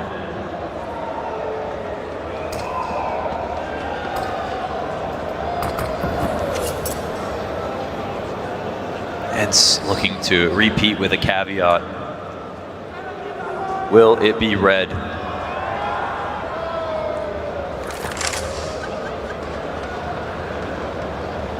Simple on the open floor. More than one on the other side. Spinks gets dropped first. And look where Simple is. On the exit. Weapon doesn't fire fast enough for 3, but Boomich is always nearby. And as he sees that peek towards Mini, Diha again. Who else is going to get these openings for Ence? Perfecto. He gets outwards, but look at the bomb. It's falling down into the vent. Oh Snappy, he's chasing Perfecto, and that opens it up for the Heaven Peak. NaVi take 10. Oh, the coordination is absolutely incredible right now. NaVi look fully moisturized. Look at the places that Simple is going is where Ence are ending up, right? If your Opper is sitting inside of Heaven, they weren't sure if it was going to be a ramp hit outside or upper. Once Simple makes that rotation where he drops into the site, his only next move is either to go down the vent or to retake hut or go into lobby. Nothing is easy from that point on. So that says a lot that he plays there that early on before Ence had thrown any nades upper. Maybe a little bit faster. I feel like we've seen kind of Ence slow down. Wow, that's a dangerous cross from Electronic, but we've always seen the position where Diha has been clearing out the back of Mini over and over again, so he cheats out here really quickly. Gets the fight he's looking for, fumbles the frag for a second. Doesn't go deep enough to deal damage to Diha.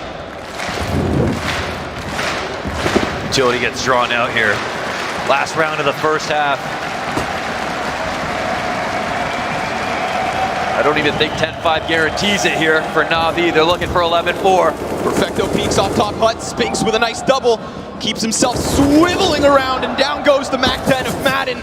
Hades trying to fight versus Heaven. He's being swarmed though, and now the Mini player gets in with that final round from NaVi. A dominant CT side here on Nuke. There's no other way to characterize it. That's what it was. They got away with everything. The reads were on points.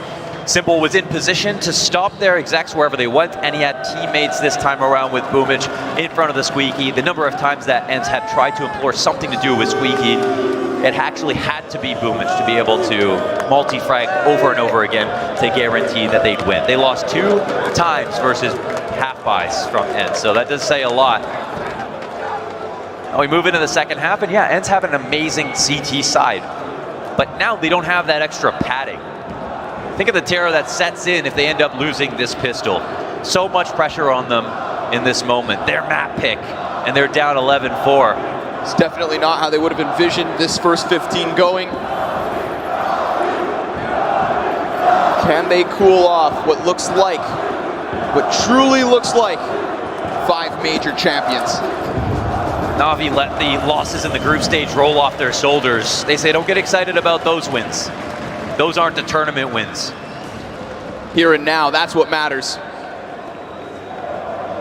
Beretta's on Spinks. Smoke, no kit to the CT side. Bomb plant could be huge.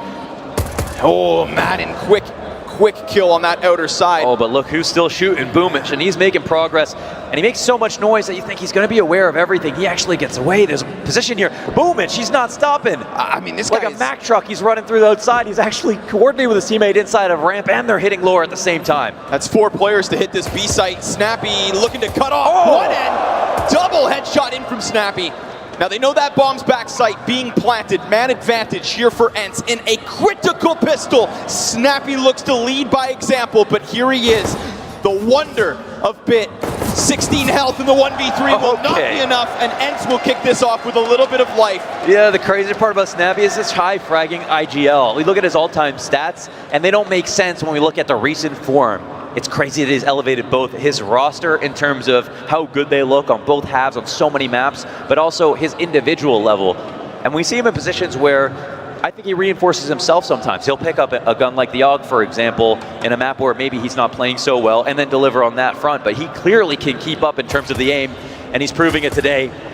One of the oldest players that we've got at the major, but looking at the youngest. That third kill just as clean as the first 2.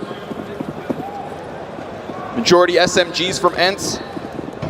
Roll the economy, get the momentum going, and take back this first map. That is their goal. Yeah, this is kind of risky for Ence. They know that an investment is likely to come here for NaVi. They set this A site on fire. Flashbangs follow. Boomich, he gets that one, but Madden! No way! Blind as can be, still connects for 2, and then yet NaVi back with a response. Hades from the heavens. But the AUG makes a difference. Yeah, but they've left their post, and here's an opening. They move quickly. Wasting no time, they get downstairs. Bomb will be planted off of the back of that. Weapons are what leaned the way of Ence. But talent, oh, well, that's simple. Mac 10 above them, single point of health on Electronic. Simple jumps on the railing to dodge that Perfect spam. incendiary. Oh my god, he killed him! With a nade! Diha does him dirty, Simple dies! And with that, the clutch comes in! 1 HP to the chest with the can, and he kills him. No way! Ducked on! We've seen that twice already. This major. That's ridiculous. You know, it's funny, but he would have died to that molly. It was placed perfectly in that spot. They get a bit panicky. What is this spray from Madden? I don't know how he gets that second kill. Who memorizes the MP9 spray pattern? He had that blind. Damn, Electronic got nut checked with that molly and died. That's not how I'm trying to go out. You're not getting tired, are you, Antwerp? I don't know, it kind of sounds like you are. Yeah, shox said you guys can keep it going all night. She said they do it bigger in Belgium. Yeah. Promises were made. The stadium is absolutely rammed. NaVi in full control. A little bit of a test here to start the second half. But if we get more of what we saw in the first 15, then they should be able to break through with a buy like this. Time to tell for NaVi. Rounds to gain for Ence. Smart for Ence to only invest in those MP9s. Still ends up being expensive, as we can see. The buys right now, I mean, both NaVi and Ence know the other team is going to be spending every bottom dollar.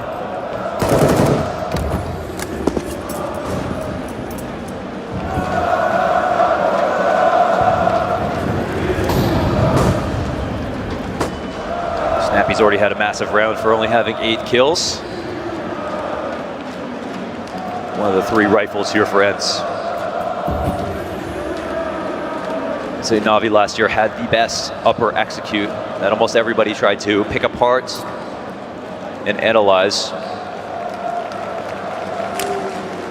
They've yet to show their game plan completely here to Ence. Big pop. Spinks dives into the cover. Oh, but in comes Madden. Just that one. The lesser weapons work out. Oh, they split their aim so badly. Up in heaven. Could be crossing from either side. Ence were not totally prepared for that situation.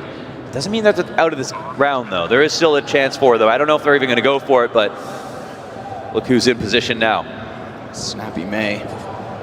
He's at least going to force them out with the util. That's a freebie for Hades. Diha trying to find that timing. It is that MP9 pressed close in the hands a bit. And as he swings, he gets the kill. They've now taken backman advantage. Bomb beyond the halfway point. Electronic looking to cut them off, but he also dies. And now if it's not Perfecto, it's going to be Ence with a 7th. But he waits, and that defuse comes through. It's a denial. Oh my god. A 7th for Ence. They make that work. Did Simple overplay his hand there? He walked into mini 4-on-3 situation. Maybe they felt a little insecure. Maybe they thought that Ence were saving. That is uncharacteristic. I don't know if that was because he thought he was on the hunt, or if he thought we needed to get more space and he felt like he was not in a good position to be comfortable. But that patience from Ence, the Ogden play from the back of Big Garage, that saves the day. And Ence make this a 4-round game. So little action from Bit so far in this match, as Ramp was barely played by Ence in that first half. On the T side, more will be in his control. He'll play a pivotal position inside of Squeaky. Lots of action will come his way. And he'll be able to forcibly take kills. Now as we swap over, we saw Electronic play outside on CT side. Same will be said from T side. One of the best players to clear out positions in the game.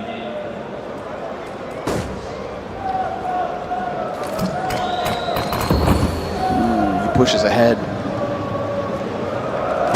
Down, Hades falls to the hands of Simple. Yeah, he was here just floating, and they've taken out who should be the opper on the map, right? The AUG goes down in Big Garage. They immediately call out that Ence are not prepared to deal with that situation and take it fast to lower. Though, in position, falls back, fakes it, jumps up, sees that there's 2 more heads inbound. Perfecto over towards the ramp. Snappy's looking to hold this line, but he's outnumbered. There's 2 Ts here, and Bit finds the headshot. The opening and the ball now rolls downstairs. Simple getting Diha means B site is clear for the taking, and unless Ence can pull off another lesser player retake, they won't. Yeah. They let this one slide, and with that, NaVi find 12. Yeah, they pull that together. That was pretty hot. After taking out Hades in Big Garage, I mean, they felt like the map was theirs. It suddenly felt like the entire setup from Ence was obvious to NaVi. Not worried about anybody inside of Heaven, not worried about a mini player on the cross, didn't stop to throw their smokes, put so much pressure on Diha, who didn't even have time to pull out grenades, fell back into his death in the B site, and Snappy made the executive choice to sit on the ramp. Of course, oftentimes when you see somebody take your first few bullets, you shoot. If you get a kill, great. If not, you end up rotating down. And they know that with the lower pressure, the ramp hit coming in, that part's not a fake. If Snappy stays and wins his duels, of course, we might have a different round.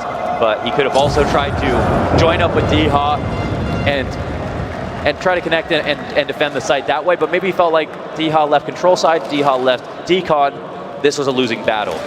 He had to get it done. Either way, NaVi were perfectly ready for that. Oh, wow. Simple, so sharp. Hades going to be a little frustrated, understandably, getting caught in the open like that. Oh, it's okay to patrol with the AUG. It's a tough way to die, but at the same time, it's also a moment of timing. Ence had a couple of moments of timing in that first half to go their way. They can't be too salty about it. 3rd timeout called here from Ence. Trying to smooth out that game plan, find their answer.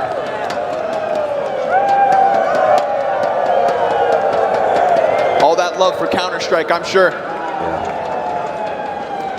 This guy here, Spinks. He's been a so good. Complete anomaly. I mean, just trying to figure out Spinks is How does he do opening Pandora's box, really. Yeah, this guy has done so much. Problem is he's not there where we expect him so far here on Nuke. You know, it's like the joke is 20-5 every single start, and not here tonight, not this evening versus NaVi. And even though he's got higher highs than Diha, Diha's been more consistent than him every single game. I think in the last 5 or 6 maps, he's had over 22 kills. I think that was the lowest. Better late than never. See if Spinks can get active. Another round where Hades could be essential to the start of it. Oh, this beeline. I don't know if it'll be heard, but Hades might clear it. No, electronic. Wow. What a move. Step ahead. Yeah, using that molly to cover the noise. This is the position we see him. And we saw him get to in classic NaVi T sides on Nuke. Taking over secret control, waiting. Sometimes without a kill, and that's where I think some of their T sides would fall apart. But in this spot, 5v4. Low guns here for Ence. I think NaVi have shown their confidence. We've got Wrap Smokes coming out. Big Garage getting cleared out. NaVi are letting Ence hear every single footstep. They're not super concerned about that. Another element to that confidence. Now the natural rotations here, NaVi know this for Ence taking over the huts. But is that a position that they can go to? Can they retake the upper site? I think they have to take a more risky choice. We see that from this position of Diha. And again, NaVi let him know what their intention was. It doesn't mean that Ence can stop it. Spinks in a very critical position now that Diha's gone down first. Madden's going to draw the attention. Spinks still locked in, expected to the Heaven play. 10 seconds left! Oh. Spinks with the double kill, and that means it falls onto Snappy. 6 seconds as NaVi get their footing inside that site. He goes over, and he doesn't stop the bomb! They plant! In the midst of it all, the frag goes down, Snappy goes wide, and he's lost both those targets. The fire forcing him forward as NaVi take 13. Oh, if he had stopped that bomb from going down, there was no way to get it back. He could have disappeared just as quickly as he did appear inside of Heaven. Wow, that was insane. They planted backside because they didn't know if he was rotating through lobby, as you naturally would be, or if he'd be up in Heaven. I thought he got that frag. Ended up hitting them both twice. We see a little X factor out of Spinks with his attempt on the hold. And these days, you feel like you look at Snappy and you think, yeah, he does have it on to win the 1v2. He's got that clutch. Yeah, he's putting up clutch rounds sometimes. Right now, NaVi 3 away from victory on Nuke. And around 21, should be shooting fish in a barrel. Yeah, this is the least fun round to call, right? You don't invest anything. You have to get as creative as possible. You know, you have a 99% chance of losing. But the map is your canvas. You can do whatever you want. As for NaVi, you can see they'll circle you like sharks. Make the map incredibly claustrophobic. Do it super slowly and understand that they're trusting protocols so that everything is watched, everything is tradable, and eventually you run out of space. So the CTs respond. Long range fight from Simple, easy. Target spotted, that's going to activate Simple. He wants to duke it out. And Spinx answers back with that P250, but easy cleanup from Boomich. He's going to continue to rack up those kills, taking over Simple as Spinx responds once more. Man, NaVi are looking at a statement map here as they get that 14 rounds. Total stomp so far, 14-7 and 2 away. Just an easy day in the office tonight thus far. I think I heard the 2-minute bell there.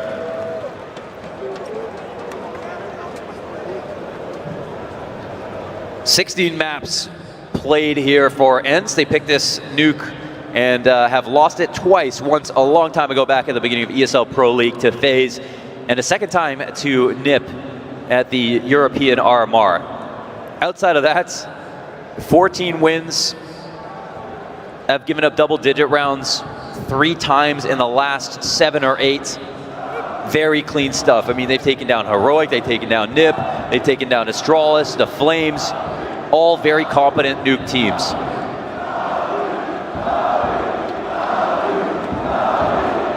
This could be their worst loss for some time.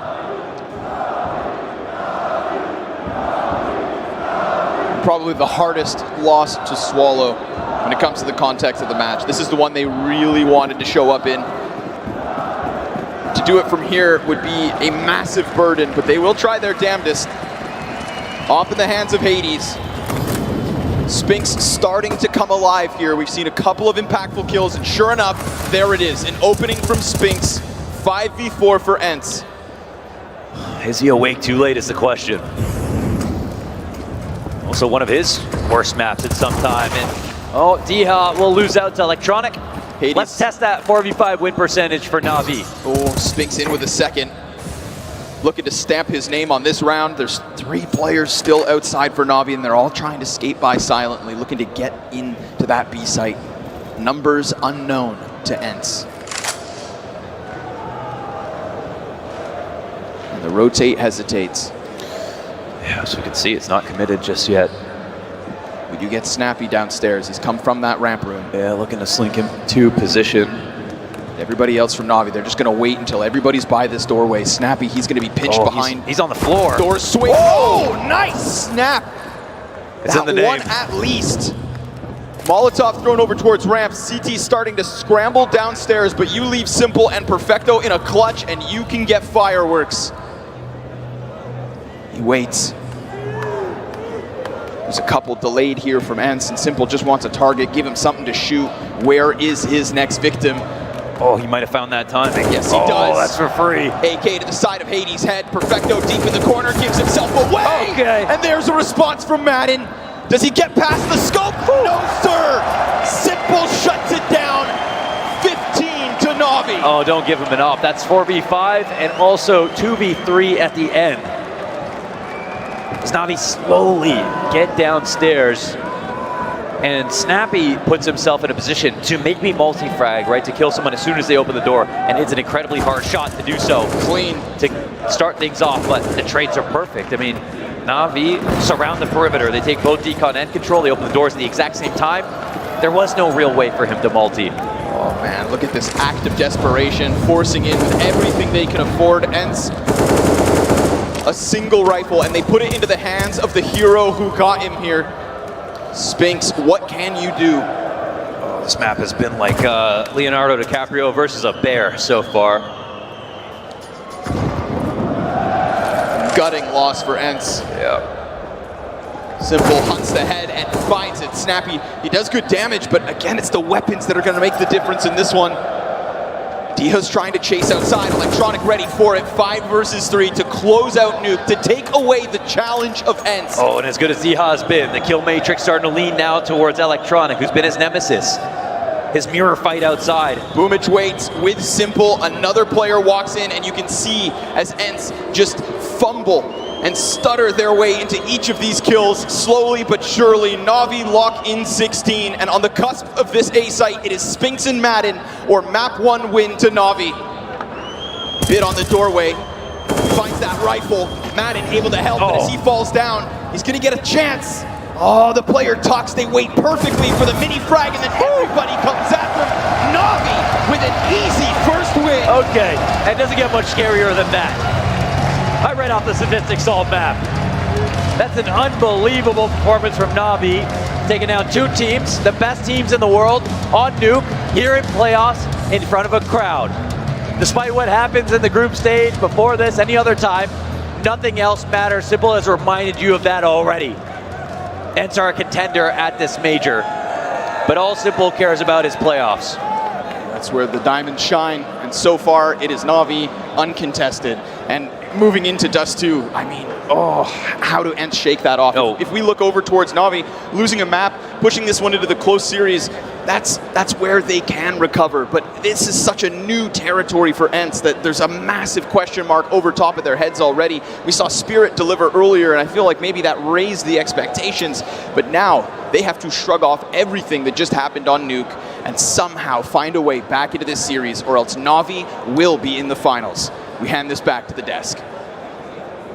Nerves on Nuke, no more for NaVi, not against Heroic and not against Ence either. After what was a scrappy beginning, and we need to give that to Ence as well, NaVi just completely came online. And every single member we may have had question marks around in terms of Boomage, in terms of Simple, they were here today. That is a very, very scary looking NaVi we just saw here in Nuke, right? 2 days in a row, they bring out the Nuke against Heroic yesterday on the 3rd deciding map. Today against Ence, where they pick it into NaVi and they just demolish their opponents. The CT side is strong, the T side this time around, we didn't get to see much of it, but it was strong what we saw, right? And as you said, Simple turning up. This is what NaVi looks like when Simple is playing well as well. We gotta give it to Boomage though. He was the big difference maker in the beginning of the game together with Electronic, but when Simple shows up with 28 kills and the rest of the team is playing well as well, then what the hell are you supposed to do? They heard you talking smack, both of them.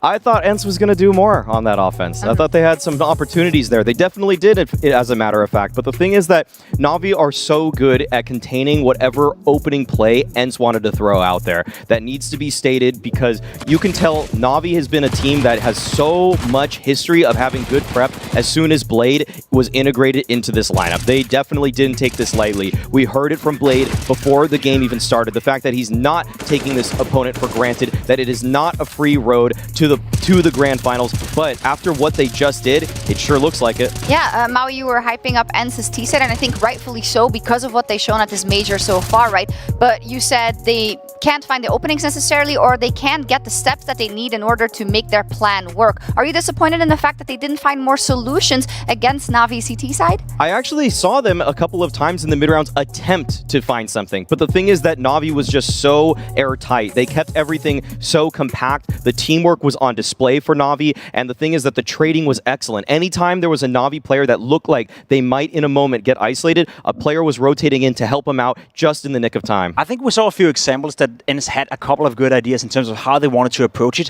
We also talked about the individuals, and I think we should have a look at it. Round 6, right? At that point, I thought to myself, okay, there's a chance for Ence on that T side. We saw Durha play some exceptional Counter-Strike. You see it right here, finding the opening kill right here, just destroying Electronic. Well aware, read the situation. Again, an aim duel going the way of Ence. You see it one more time in here, pouncing towards the inner bomb side. Perfecto going down, Simple in Heaven going down. Durha with some fantastic entry kills.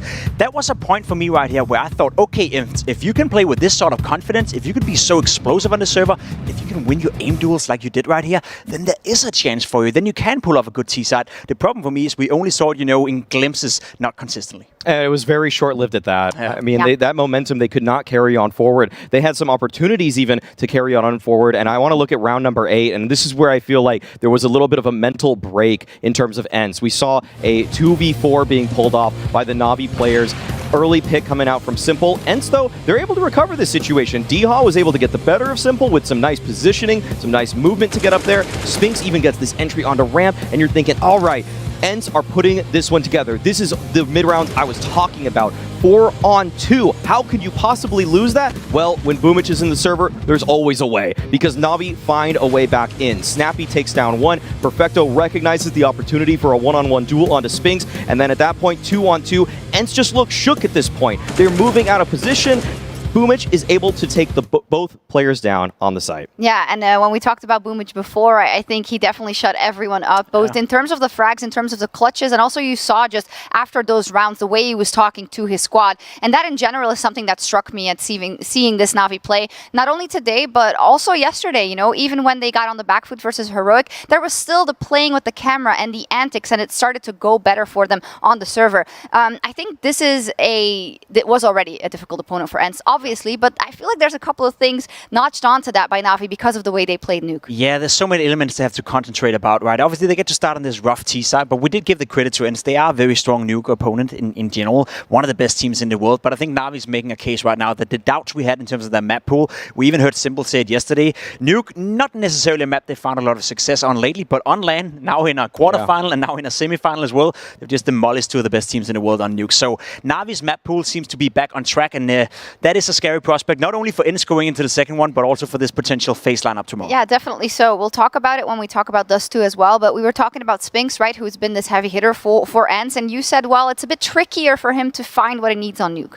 With the thing with Ence is that they usually put a lot of trust into Spinx on maps like Ancient, maps like Overpass. He has so much freedom. He has so much ability to roam, find entries, find ways back into rounds. But on Nuke, it does feel like they do trust Snappy, and that as they should. There's no reason you shouldn't trust your captain and in-game leader, but it does seem like Spinx's playbook is shrunk on this map, and I think that he really doesn't have as many options as he would otherwise, and that's something that we couldn't see him get activated, and so the star power, the man we were propping up most for Ence could never really get into this game, unfortunately. And I just want to give him that excuse as well, right? Because we saw the opening duels going 16-7 in NaVi's favor, right? They didn't find a lot. Have found a couple, Snappy found a couple, but both Madden and Hades didn't get a single opening kill throughout the entire game. Right. Your AWP player just played more than 20 rounds on Nuke and didn't find a single opening at any point. Of course, Spinx can't do anything. Of course, Ence can win a game like that. Yeah, I think that's a great point. We do have round 18. I believe that was quite an impressive retake from the side of Ence. So I think here we're trying to build on anything we can, right, for Ence and the formidable opponent they go up to next, because you can never count them out because they pulled off this when they were on the back foot already. Yeah, the fact is that NaVi had that 4v3 advantage in this one, and we wanted to talk about just how Ence had a chance in this game. These kind of rounds that they put together were Simple swinging dry into mini garage, and then D-Haw winning the 1v1 against Bit at the top of this ladder. These kind of moments felt like, wow, Ence is punching in a chance right now. But the thing is that this was just a little bit, it was just too infrequent for the heroics of Ence to come into play. We saw the moment that Pimp showed earlier, we saw that round there, but other than that, it felt like a lot of the duels were being run by NaVi, and the thing is that a lot of the trades were there for everybody for NaVi too. Listen, even round number 3 as well, you lose the pistol, you win the second round, and then you lose the break force attempt coming in from NaVi again. So we can definitely find moments in this game when Ence could have done better, but they're playing a formidable opponent right now in NaVi, so we can't really blame them, but there was options for a close game right here. Is this something we see often when these teams go up against NaVi, the fact that they don't allow you to get your momentum going? I would say so, and we also saw it with Ence yesterday on their Nuke game when they played their quarterfinal. The T side against Copenhagen Flames was pretty poor as well. They were down 9-3. It took them a couple of moments in order to get going. So yeah, they're just facing a much stronger opponent right now, and I really want to hit the point right here. The NaVi, the way they're playing right now, they're playing as they're winning the major. So you really have to play good Counter-Strike if you want to make a fight out of it. All right, we'll see what they bring on Dust 2, and if Ence can bring us back and bring us to a third map, or if NaVi is sailing into those finals against FaZe tomorrow. We'll be right back.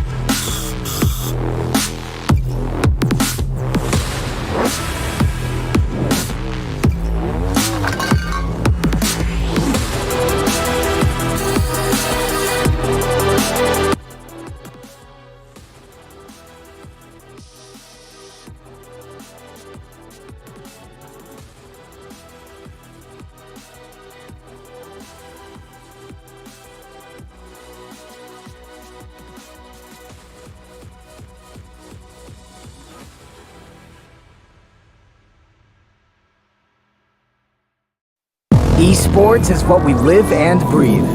For us, it's more than a game. It's a reality, where a group of letters can mean everything. Where a mirage is a place for bombs, battles, and glory, not an illusion. Where the true heroes are those in front of the screen. GG Bet. This is real.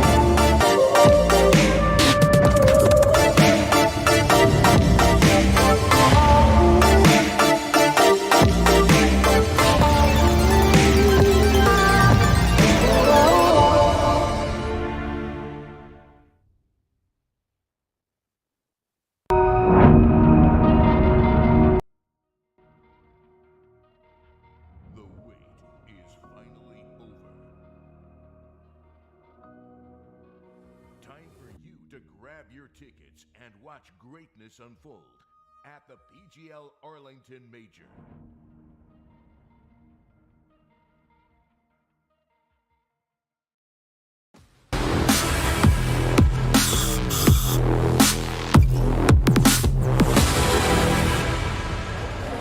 Welcome back to the PGL Major Antwerp! I have braved the nest of the Golden Hornets, and I've received an incredibly warm welcome from the boys and girls in this corner of the Sports Palace. And I've grabbed their representative, Niko. Niko, tell me about how you all came together and have basically dominated the stadium ever since with your voices. I don't understand the beginning. I didn't hear the beginning. So, how did this all come together? How did you all end up here as the Hornets? I don't know. Ask them. Why are you here, guys?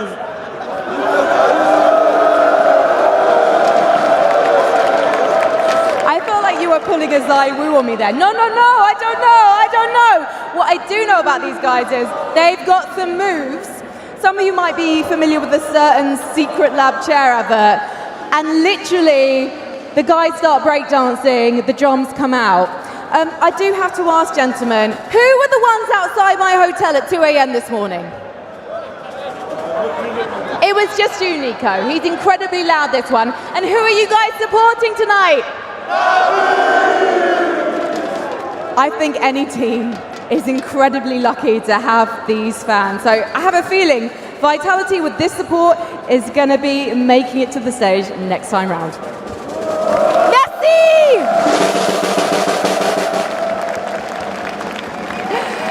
Those Golden Hornets, you know, we're even going to forgive them for... I know you sent out a tweet that you were angry that they were I wasn't angry.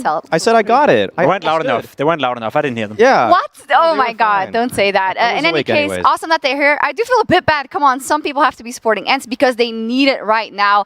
They are on the brink of elimination after what has been a beautiful major for them, but now they really do have to show if there is another level to this Ence right now. They're going on to Dust 2, which, yeah, is a comfortable map, I would say, for both, but I think we are going off tape of when they played before. And I feel like for NaVi specifically, they have turned a page coming into this next one. It's interesting to see Dust2 in this matchup, to be completely honest. It's interesting to see NaVi pulling it out because we haven't seen them play it at this tournament. So it will be the first time you see NaVi take on the server on Dust2, if I'm not mistaken here.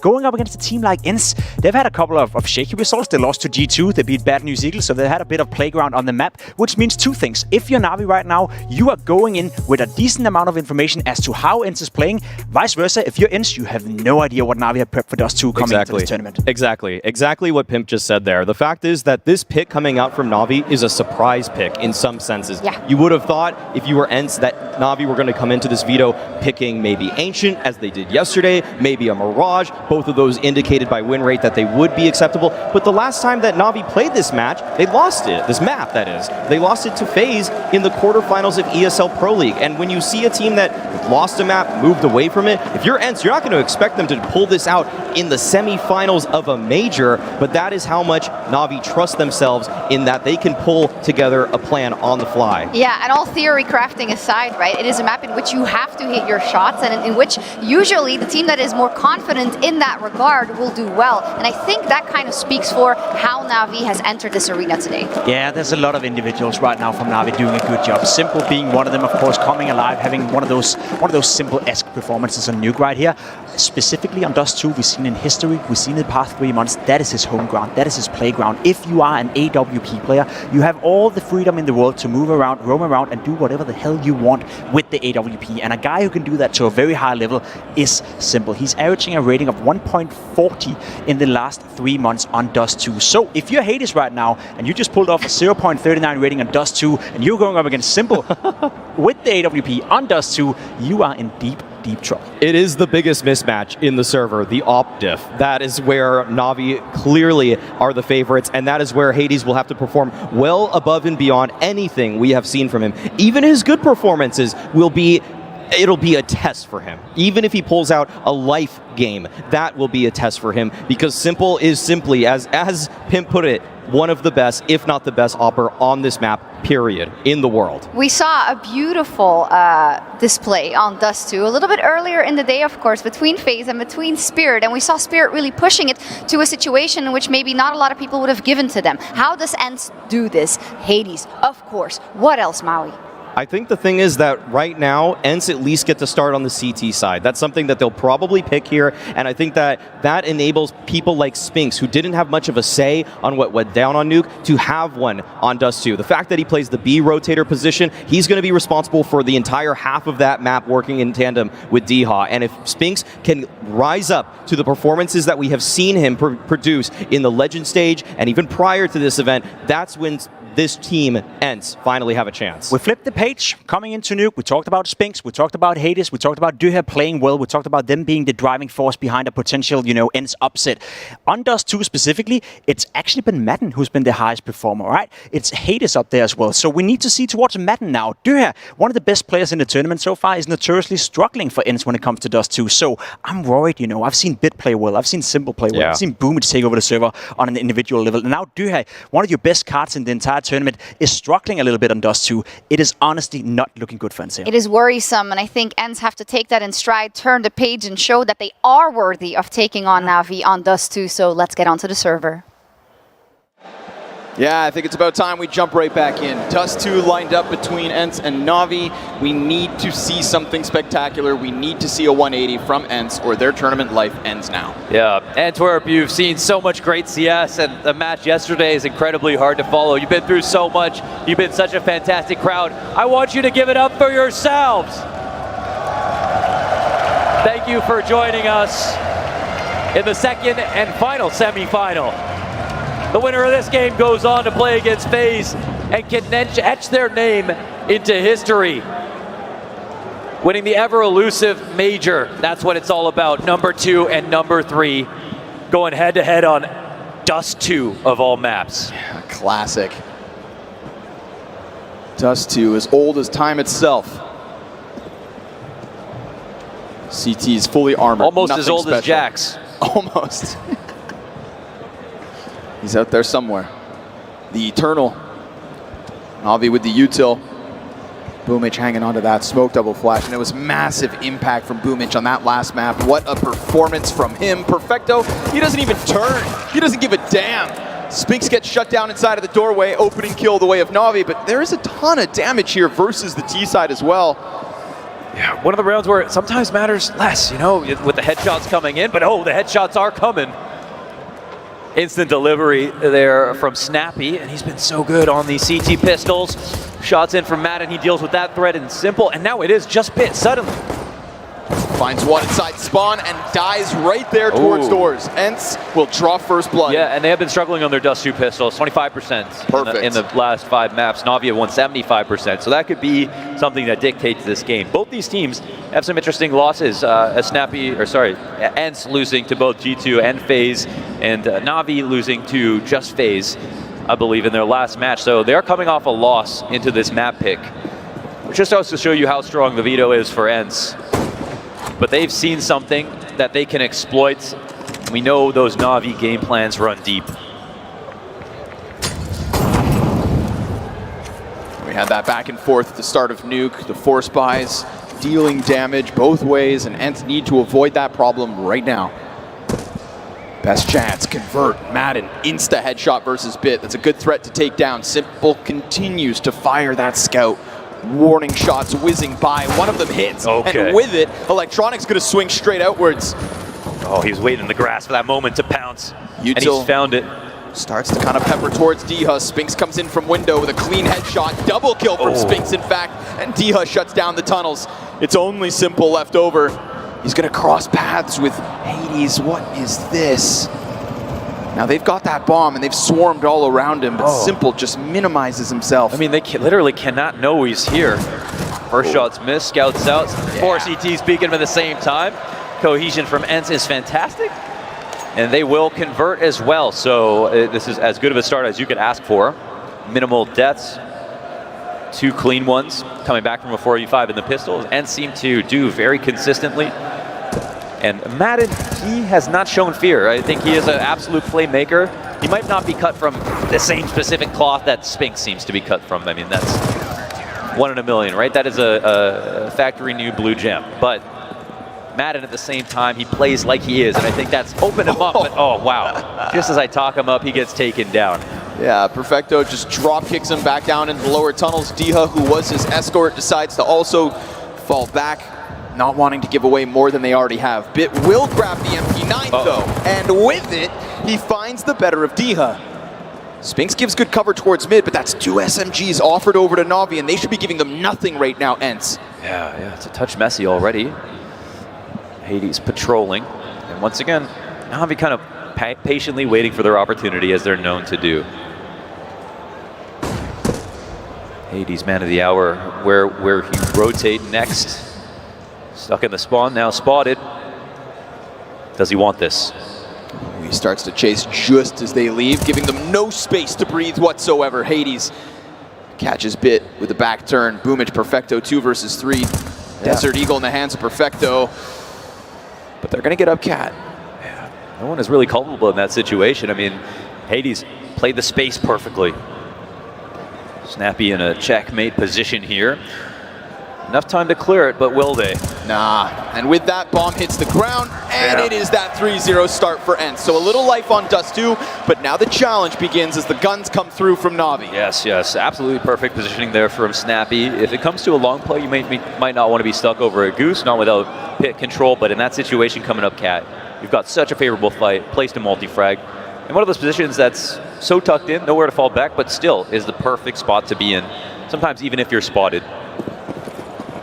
No utility there for NaVi to get him out of that spot. And hell, they don't even expect him at all.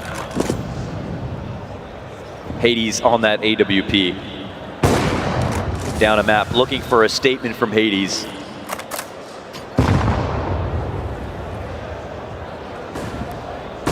Thing was, because of how dominant that first half was, we didn't even get to see what Ence could do on CT side of Nuke. A couple lost rounds and it was over. Flash towards doors, no close contact. Bit, he's fine. Just going to continue to skate by the mid presence that could have been And if they round that cat corner, then Hades looks to lock them in. And Hades, he was questioned last round, last map. Right now, NaVi are dominating inside of middle. I mean, Hades is the next man up, but it's not going to be something they don't expect. Flash will confirm it though, at least getting a little information off of that utility, better than nothing. They run boost, and Hades misses his shot on Boomich, who now just tucks into the staircase. Madden instead is going to be that front runner, and both the CTs falling back onto the ramp as we find that 45-second mark. They hold a little bit extra utility, right? They use a run boost instead of sending any flashes over on the cat cross. Smoke goes in, Incendiary as a response. Bit trying to toy with the side of this one. Scope right there for him. Oh, and it's a quick headshot from Bit. 5 versus 4, equalized by Madden. He locks down those 2 kills in mid. Bit tries to get himself onto that A site. Flash comes in from long. Frag follows suit. Snappy giving away his position. But with those utilities, we have the T side back to the 3v3. Simple offers something. 10 seconds. And that bomb will be planted.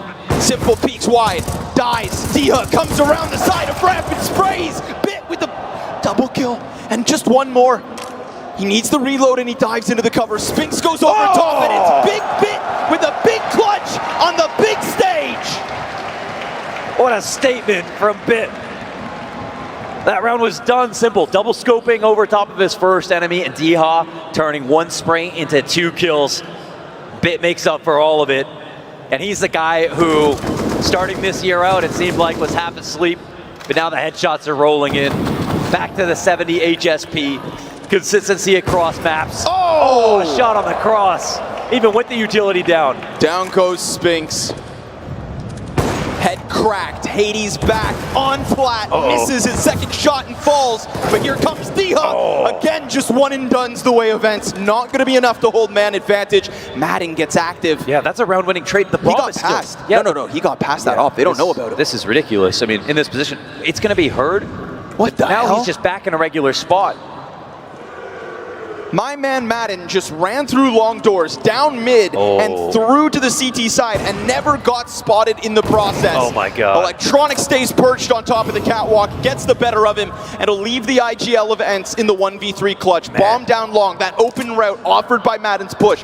How in the world did he get no contact from long doors to CT spawn? I think right there, Madden had the opportunity to look for a bit more. As soon as he crosses back through the doors, he's no longer in an unexpectable position. Every team is looking forward to that half of the map. So as cool as it was that he was able to run through without getting spotted, it was maybe the only advantage there for Ence in that spot where he was lurking. Of course, he doesn't know what he missed. But and NaVi don't care at all. They'll take that every day of the week. Boomich goes down. It doesn't feel like this 1-on-3 is any more on than it was before that kill, but Snappy at least will be able to hold on to this gun. I mean, it looks like Simple's about to take a timing peek on the door cross, and he'll get by. What a crazy round. But once Madden goes out of the door, NaVi handled that situation beautifully with Simple taking a shot from back, allowing Ence to come forward. It's almost an invitation, and Electronic waiting to punish that exact peak. Perfect cohesion here for NaVi to seal up round number 6.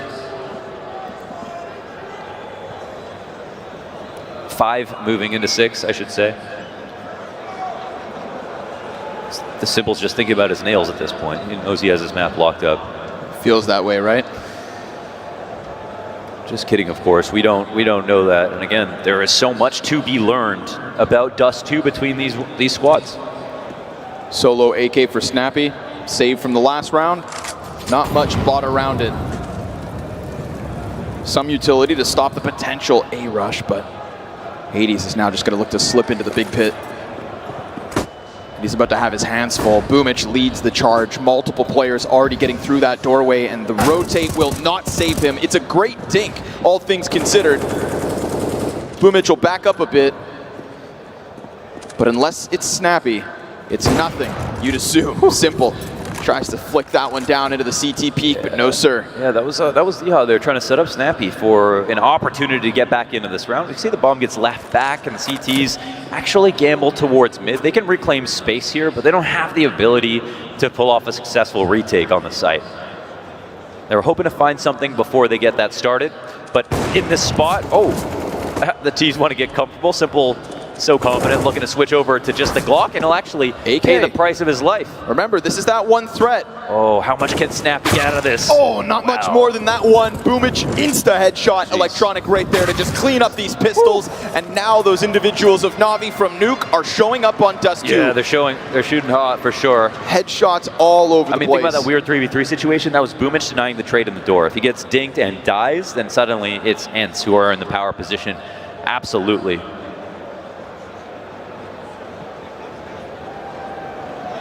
Still finding out whose story it is to tell here. But so far, so good. Even though Ence won that pistol, NaVi won 3 pretty quality rounds, 1 total anti-eco.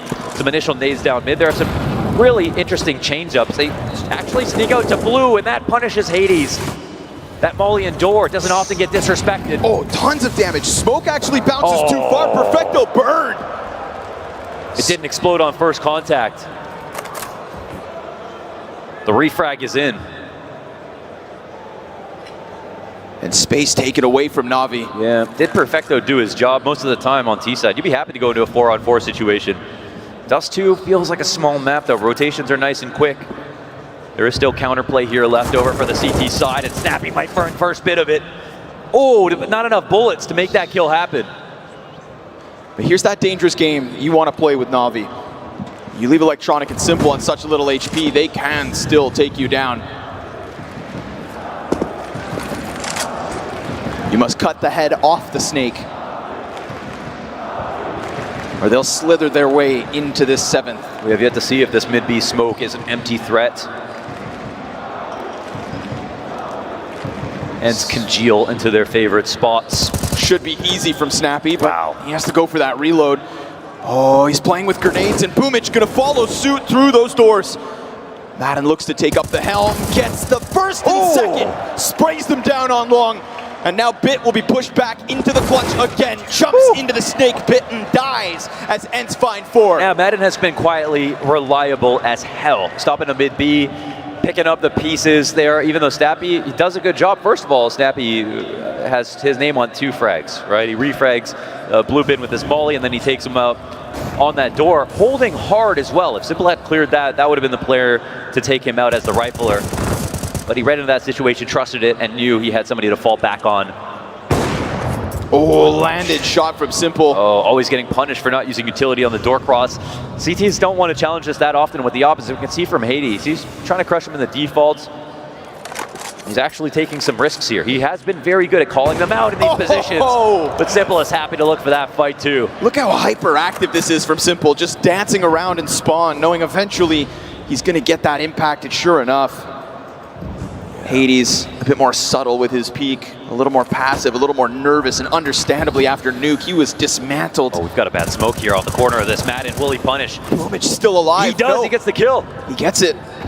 But the B site, it's been compromised. They're Got all over at this point, inside the window. Bomb gets dropped at the end of tunnels. We still have another nearby, just in those doors is Spinks. Smoke comes down as Bit takes cover. That's trying to tuck himself in so that Spinks can't spam away. Electronic, though, caught on catwalk by Madden. Man advantage here from Ence. They lost that B site. They tried to plug the hole in mid when they lost Hades, and it gave NaVi this, a post to hold on to. Bit looking to cross back, Util flying over, CTs. What is their move? Bit finds Snappy, as that smoke's not big enough. Bit with a second, and as he pops back up, Spinks takes him down. We've got Perfecto back sight. Half of the health gone from Spinks. He's hunting for his frag, but Perfecto drops it, plugs him full of holes, and ties this game at 4. Yeah, when you see Spinks in that 1v1, you think it's going to lean towards him. But then there's Perfecto, the guy in his rookie year, made his name as a clutch player, playing a lot of support positions, but when left alive was often the guy to bring home the 1v2s, make huge plays over and over again. And I can't help but feel like Bit on the up is like Robs on the up.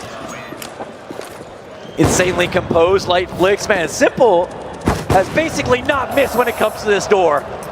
He goes right back at that challenge. Snappy wants to get hit twice. Simple's happy to do it. They've tried all combinations when it comes to this door cross. Even with a full smoke down, they've gotten hit.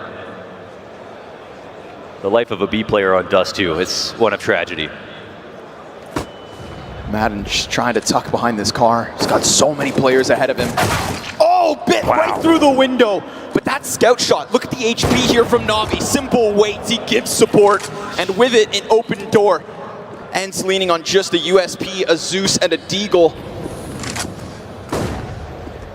And Spinks is trying to run over. Diha already inside of that bomb site, and that op is such a threat. Oh, Diaz with the Zeus. Oh, he takes his... Yeah, that's what the people want. But Perfecto's going to take him down up close and personal. Clears that site, leaves Spinks 1v5. An insurmountable challenge here on A. We have NaVi in the lead on map 2. Yeah, they're fighting really hard for these rounds. They're doing well inside of mid. A lot of mid dominance, I think, is the big thing. We are having Hades take liberal peaks, having a lot of autonomy about how he peaks with the op, and looking for the duels. And I think in a couple of spots, we've seen him get that space back real fast, punish people for being out of position. But at the same time, we've also seen Simple just straight out win. We've seen him tag people who aren't even Madden, or come back and kill Madden kind of at his leisure. He's had his way with them. Yeah. Ence will take their first attack time out of the game. And I think it's one where, you know, they might want to try to employ some more different CT options. In their default setups, they've been kind of good to rely on their individuals when it comes to stopping mid-B pressure, especially when it comes to Madden later on. But right now, they've got to plug a few holes. Opening kills are a huge problem. We've seen the B site relatively evacuated in a couple of spots where NaVi have taken that space. And whoa, we've got the suicide run here with the cover of an HE. Hades glass cannon. He's trying to break a timing. He's trying to creep around from the side of Cat. Simple looks so powered up right now. But Hades, I mean, this is such a tough challenge. Yeah, he corroborated the information. Head to head, he'll find it. Hades getting the better of Simple. Finally, Spinks in the back sight. Stoic, but he just sits and waits and dies. Perfecto finds the headshot. Diha with the one. Madden's nade finds its mark, and Madden comes in with the spam. Perfecto, all that's left over. Another clutch attempt. Oh! Madden can sense them. The monster of Montenegro. Now we're playing ball. Touchdown after touchdown for Madden. He is putting together the kills. He is the glue of the team right now, figuratively and literally playing the middle of the map with this rifle, contributing both to the A site holds and B. He's been a man to trust and one to watch. On a player that has come alive in the two rifles that we've seen, one from Ence. You can't hide from him. They tried their damnedest. Ence gonna fight tooth and nail to the end of this second one, to the end of this run in Antwerp. Maybe this is just the start. But if Spinks is still gonna be absent, then it's great to see Madden up there with Diha. You know, Maniac did a really good job every single match of just hammering home this consistency from Diha, this next level from him. He doesn't have the highest highs compared to Spinks, but damn it, if he's not there almost every time. Absolutely. He needs a right-hand man, and right now the man is Madden. My favorite story about Ence is the fact that their floor is so insanely high. You know, if you want to talk about Madden, he could probably be a star player on another roster. There are just players right now that are above him, but only good things to say. Snappy. Oh, under pressure. Boomich, quick trade. Oh, wow. They set up in a position to actually come through with a B-split to come fast, and Spinks is up here with the op.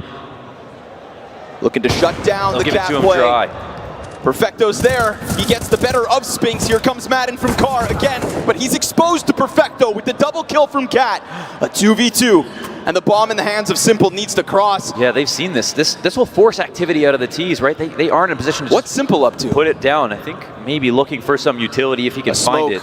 Yeah, got one in his hands. Hades starts to encroach. Off in play, and he puts one in the body of Perfecto. But Simple, he's got that cross, 10 seconds to the clock, knows that there's a CT down below, and the bomb plant is instrumental. He'll punch in the digits. And with the CTs close, Simple needs to shine brighter than all the diamonds in Antwerp, but dinked by Diha, he dies.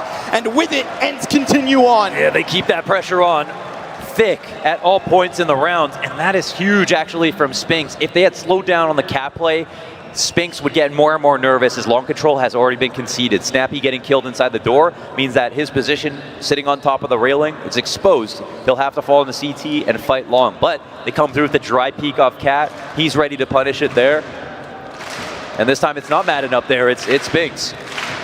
Maybe the off is what he needs to get back into it, but we've already had a poor nuke where we haven't seen that very often from Spinks. And a rough start to Dust 2, but not the worst.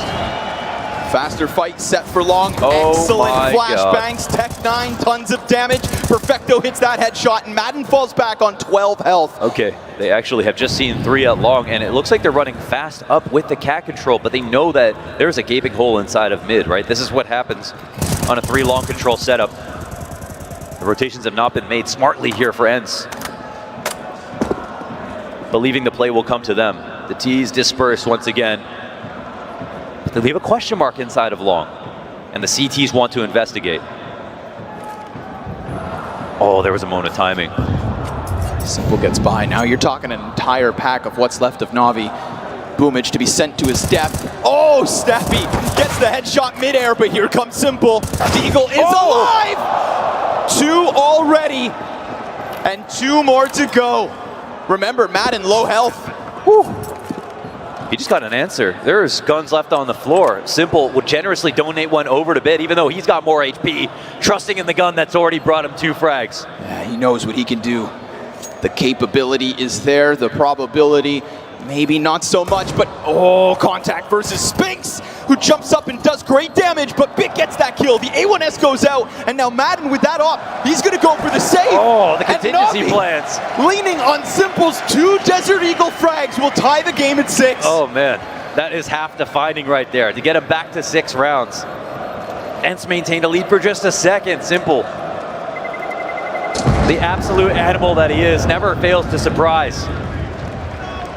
Another unbelievable showing with the bare minimum to work with, and another great contingency plan with him and Bit. Even though Spinks is jumping up and shooting Simple on the site, Bit knows that he has to activate as soon as Simple takes contact.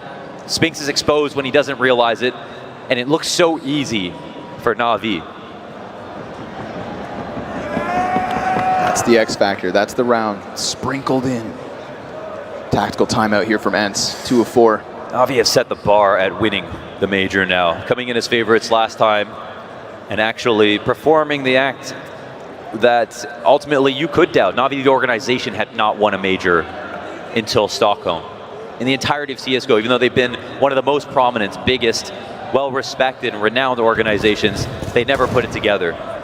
And now their expectation here is to be in the major final. They know that they're going up against a team that is rated higher than them, so they might be more reserved about how they feel. But Ence, they're just another notch in the belt.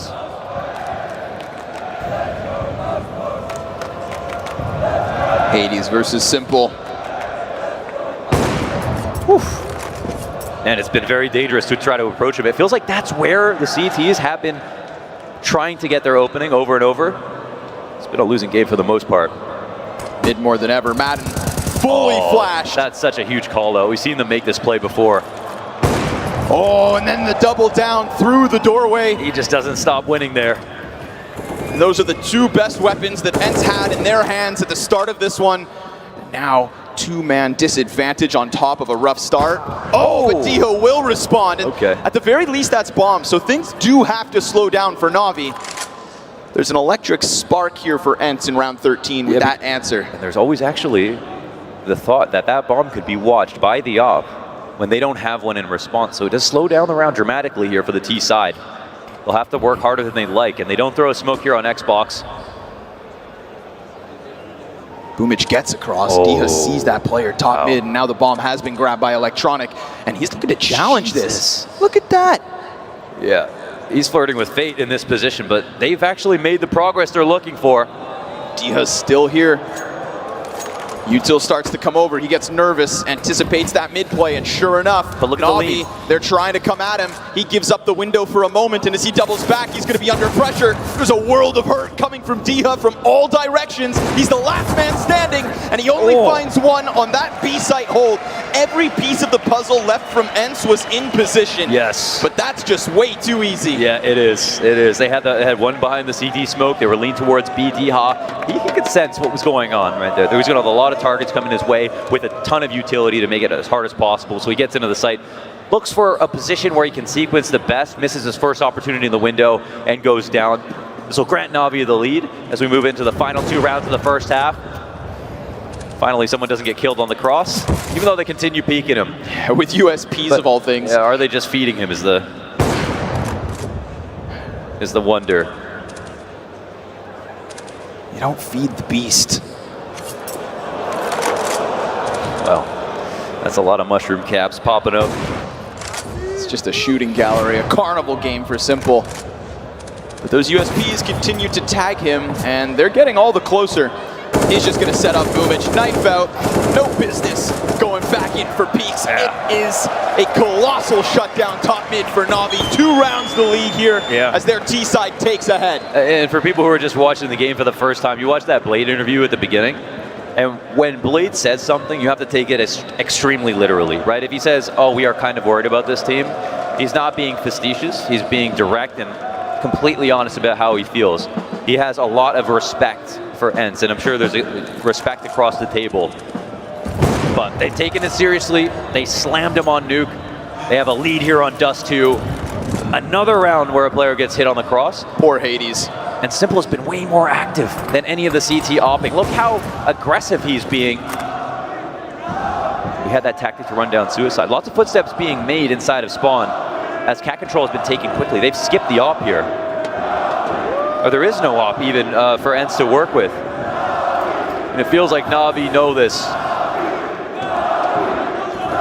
Smoke on the doorway, but look at the attention that's being given to middle as opposed to this A site. Remember Hades, he was tagged at the start, that omnipresence from Simple. Felt, and Hades doesn't even have his trusty op to try and hold this off. 4 members of NaVi looking for the headshot on that ramp. Frag goes beyond. Matting comes in with a kill at the very least, and Hades just tries to tuck himself for the time being. Electronic does the exact same thing, and he cracks it open on A. These CTs desperate to get into the mix. And Madden back from long, ahead of the curve. But Ence nearly kicked to the curb as Simple comes in with that Deeg in hand. Diha finds Electronic trying to pry his way into the round. Boomich looking through the barrels, lights them up, and the spray is there. They're slaughtered. They stop. 9 rounds for NaVi. Yeah, that retake was going on way faster than they anticipated. And Electronic looked like he might have gave him a chance to get back into it. But Boomich cleaned the plate. Not a crumb left. Ence lose this. 7 rounds away from getting eliminated from the Antwerp Major. And some would say a fantastic result. But if I was Sappy, I would think the momentum our team has. The teams that we have beaten to get to this point. The fear aura that they have from other rosters. The honesty from Blade in talking about how good they are. All of these tell us they should believe in the victory. You said a 25% win rate on pistols here for Ence, correct? Yes. Well, they won the first. To pick up both would just be a little bit of pressure, but here comes Electronic into the tunnels already with 2 guns in hand, ready to rock them. Matting goes down first, wide swing for the second. Guns a-blazing from Electronic, and Simple's right there with him. A collapse from Ence in mid. Yeah. Oh, they get shut down. That's a snowball right here. And the CTs don't stop. 75% win percentage, only bolstered even further by the dual wielder of Electronic. Paired with the nade, that was a nice touch because the dualies, they don't have to hit you in the head. They can tear through your body armor, no problem. The timing was exquisite. The contingencies continue for NaVi. There's always something a little bit more from behind that first player that takes contact. And now we swap over and we get to see Ence try to take control of mid. Let's see if they can control what NaVi had such an easy time doing. Well, that's the scope down.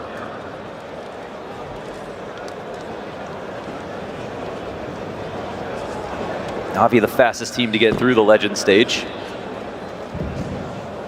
The team that, honestly, if we're being honest with ourselves, nearly lost to Heroic, losing, you know, coming close to losing Ancient to a T-side comeback. Coming back on Nuke and showing us why this team was regarded as the best in the world, with the best player in the world. If Ence aren't careful, there will be one more step in that story, one more page turned, and one more team that's forgotten.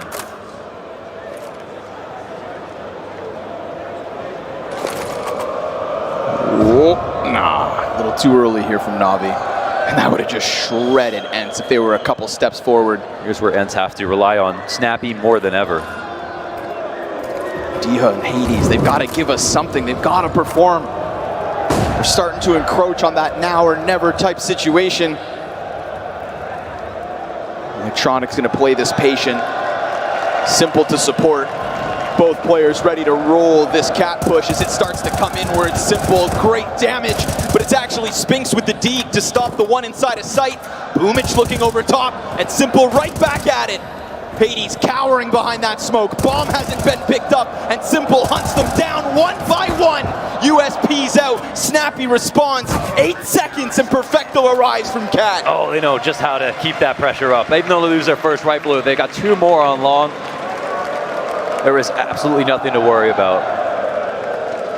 And we have to turn to Snappy here in this position. T side, this guy might have more ideas on these maps than any other team right now in terms of the different modes of aggression, the defaults, the lurk he plays, and the trust in his teammates might not be there at this moment. Like you mentioned, there are players that need to be alive that just aren't.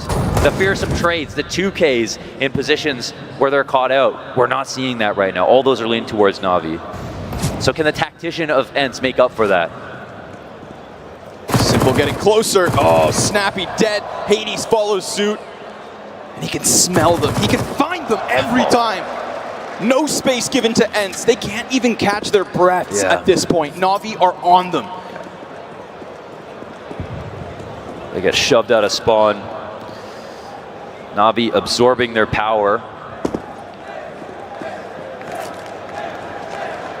The Eagles carouseling around the map, looking for an opening once again. No reason not to play out the rest of the time with these Deagles. At this point, they're in a mode where they're looking for damage. A kill or 2 if they can find it.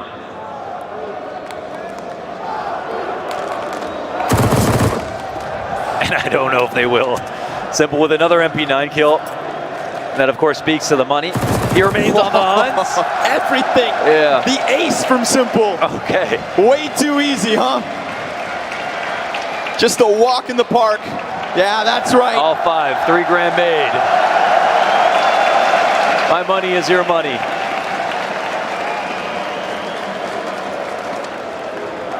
Bad goes to worse here for Ence. Guns back.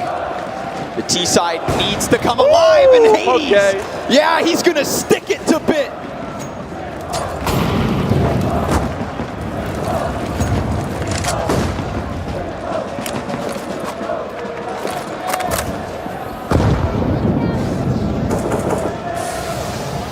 Boomich gonna get dangerously close here. Snappy, he's not hiding, he's waiting for that peek, waiting for that angle.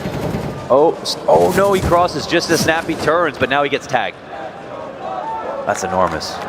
Timing there in that situation for Snappy as he looks down to line up utility. Going forward with that boost was huge. Now it allows them to take over long. Ooh. The rifles here still want some action, but now they've got to fall back on protocols. Yeah, looking to hold on to the car. Oh, this is an emergency setup, an opportunity here for Ence. Hoping to hang on to the cover. They can't forget about their mollies, but they've only got 1 on Diha. If Ence wait too long, NaVi's 1 smoke can buy way too much time. Oh, the fire, it forces him out. Look at this. Boomich, he's running up. The 1 and done. Oh my God. But if they forget about Simple, if you forget about Simple, then you pay the price. 2 kills from behind car. Another player locked into long, an insta-dink to Spinks as he fires back. The gun goes dry, and Hades with a little more life. Electronic cuts that down, and with 25 seconds, the chiseled beast needs to find his way through CT and into this clutch. But he has been so quiet. He has been nowhere to be found on the big stage. Spinks, what can you offer? Oh, he has to trust his reads in this situation. He has no bomb, he needs the kill. He's playing simply the frag, and it's Electronic to deny it. NaVi continue on. Yeah, he's fully plugged in. He's on the right frequency. 2 of my favorite streamers right there. Antwerp, are you ready for the FaZe NaVi finals? He's trying to bait out some boos. We're not there yet, but it sure feels close. AK for Madden, Scout on Snappy.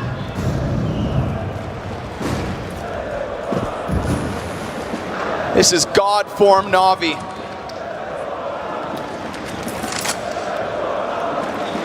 Yeah, Kerrigan may have his work cut out for him. And if Ence brings us back, it'll still be the case. Yeah, even better. Bit, he gets that first one through the doorway. Simple, nice off angle. They may never see this coming. Oh, and man. you know what? He's just gonna go to them because Simple does what Simple wants. And Spinks will make him pay the entry cost. A single point of health on him. Yeah, they're at the point, and NaVi are losing composure, but in a terrifying way. They're now taking peeks at Ence, just hoping for some space. The gloves are off, they see red.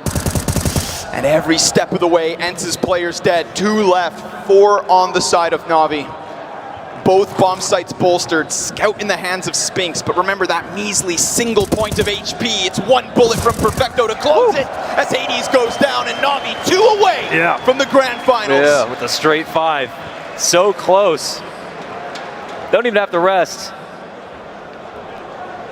Another tack timeout here called for Ence, 3 of 4. It is the optimal time to call it. It's pretty much a necessary thing. They don't use this, they might not be able to use all of them at this point. But what can Ence do? They always have the ability to play off spawns. They haven't done a set B just yet. We haven't seen too many buys or chances here. And I know right now, Snappy has to inspire confidence in his roster, but they also have to give him something back. You know, he can put up his head into the bargain, but this is a team that the storyline continues. They do not have an Opper that can hang with the elite Oppers, but they still have a very good player and a very high floor. But we've seen peaks from Spinks that we haven't seen from many riflers in the world this year. And right now, it isn't there. Right now, it's a crater. For the greater good events. And it's his first time playing versus a team of this caliber with this much pressure. Oh, okay, and Hades will find a good one. A couple shots from Hades in these last few rounds that show us a little sign of life, but Simple gets dropped by it. Flash was right there, and Hades still finds it. Perfecto locked into the 1v1, dies to the hands of Spinks. Okay. And a 4 versus 2, that's a good look for Ence. They've got a little more left in the barrel. Boomich, not anywhere near this B site, will not stop the bomb plant. Well, they've extinguished the flame for just a second. I mean, the ember's still burned. There is a chance, of course, for NaVi to snap right back. The money is good enough. A great round, though, for Hades. Just as we call him out, he makes something happen. But it's always the question of if it's a drop in the bucket or not. It's got to be more than one at this point. They need it to happen every round now. Every round. Every round they have to do something like this. Near 0 margin of error. All they did was win a default versus a team that is running up mid, right? That is the first step. Maybe NaVi don't try that again. What's level 2? Hades powering up like Spinks did in the first map, but it was again towards the end when it truly felt like it was too late and far too little. The idea here, it looked like called right away, was to take this out long if they got the opportunity to get that kill. A lot of trust relied on Spinks, but the nades were just perfect for NaVi. There was nothing for them to consider. Spinks would have had to get lucky to get that kill, and now they spread out into a default. We've already got some time burned off the clock, right? Now a position where they don't have a tunnels play, and we don't know if NaVi have pushed it, so this will slow down Ence. Maybe too much rested on that one tactic. But again, this is Dust 2. The clock is almost always on your side. Rotations are quite quick. NaVi don't feel compelled to respond too heavily. No over adjustments, no hefty rotation. Simple sitting into a nice position. Oh. Down goes D-Hut. It's right as the molly lands. Madden's gonna try to crank that dial. Tons of utility damage. Boomich insta headshot. And as he gets dinked down to 38, Electronic takes to the front of this fight. Simple pops up from pit and ends this one for Ence. Spinks outnumbered, outgunned, outdone. Up close, you'll find Bit at the very least. And there is this route that he could try to push. He has the bomb. Oh, and he has a second as well, but he is very much swarmed. We've got players on cat, top, mid, and tunnels. And Spinks is figuring this one out, but finally Simple gets him. 3 kills in a 1v5 is not too bad, but when NaVi are this close to the finish line, this close to grand finals in Antwerp, it is not nearly enough. Yeah, that was just a beautiful round from NaVi from start to finish. I mean, and the thing was, Ence were just slowly beating themselves. They were looking desperate at the end, running through that cat smoke, not dealing with long control, peeking a little bit too early for D-Hot, and Simple being in a smart spot, nice and deep into long doors with an op in play in an unusual spot. And again, the proactivity from him on both sides has been paramount to NaVi's success. His ability to, as you mentioned, treat middle like this jungle gym, peeking mid whenever he wants to, taking out Madden, taking out someone on the door cross. Completely innocent victim got hit almost every single round in that first half. And in the second, he's showing Ence what they need to do. Appearing like Houdini inside of the long doors. Ready to run up mid early on. They got some of the aggression out early as well. They can slow it down, and now Ence have to look for new ways to win. And they have to bring back 8 rounds to do it. Antwerp, Ence will need you right now if they're to do this.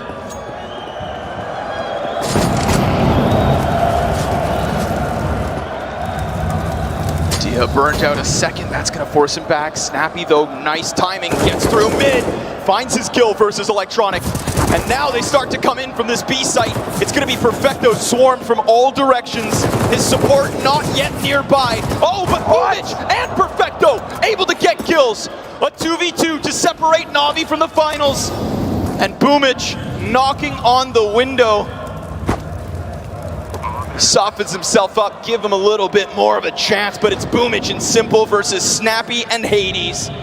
And as that bomb slowly ticks, the sweat collects on Ence's brow. Snappy on that back plat hides. Simple seems to be honing in on him. Hades pops up, gets his kill v Simple. Boomich with the first one, and he just needs to figure this out.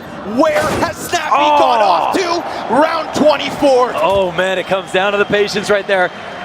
He believed that if there was somebody K-Sharp, he would have peeked tunnels earlier. That was the move. Snappy had such low health.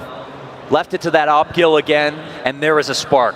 Of course, a good round from Ence. Some of that X factor, it's a simple round, and they leave the mid-B smoke open. There's a chance they could lose there. But what do we see? A situation where NaVi start off 3A. They punish with that fast mid squeeze. That's some very fundamental stuff, but it works out really well from Ence. Ooh, D-Hub blinded.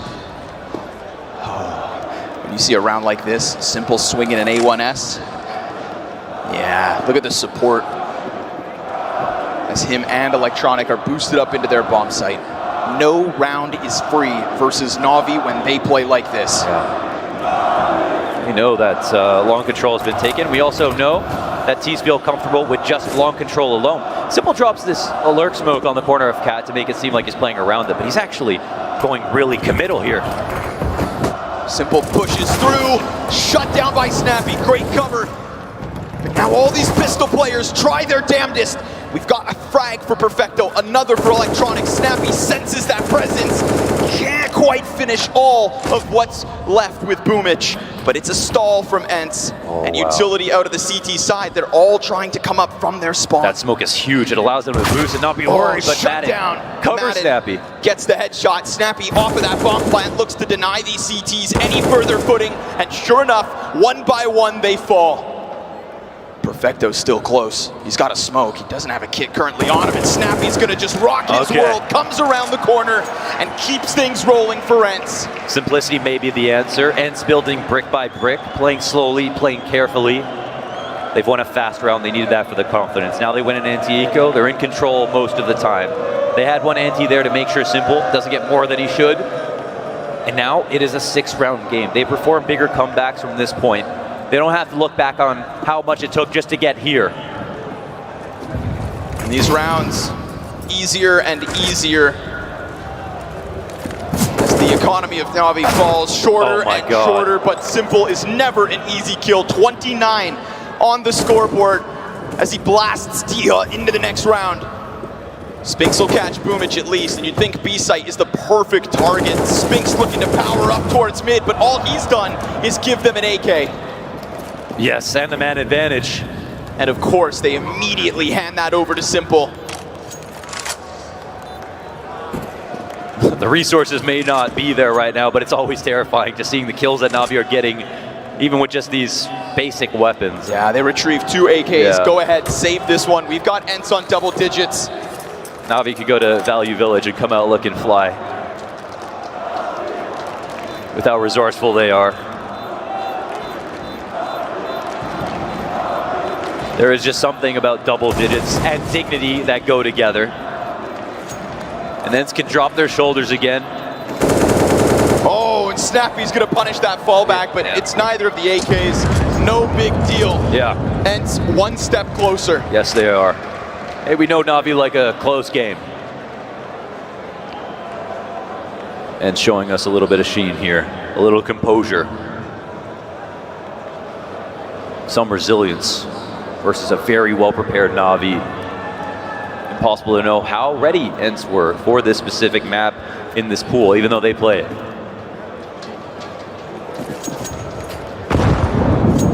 What are the ideas?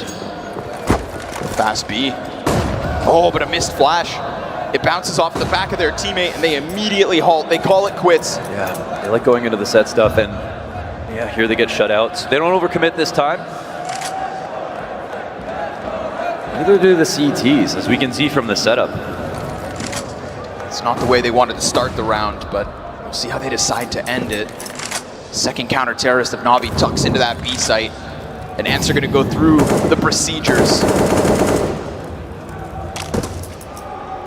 Keeping tabs on Simple is a big one.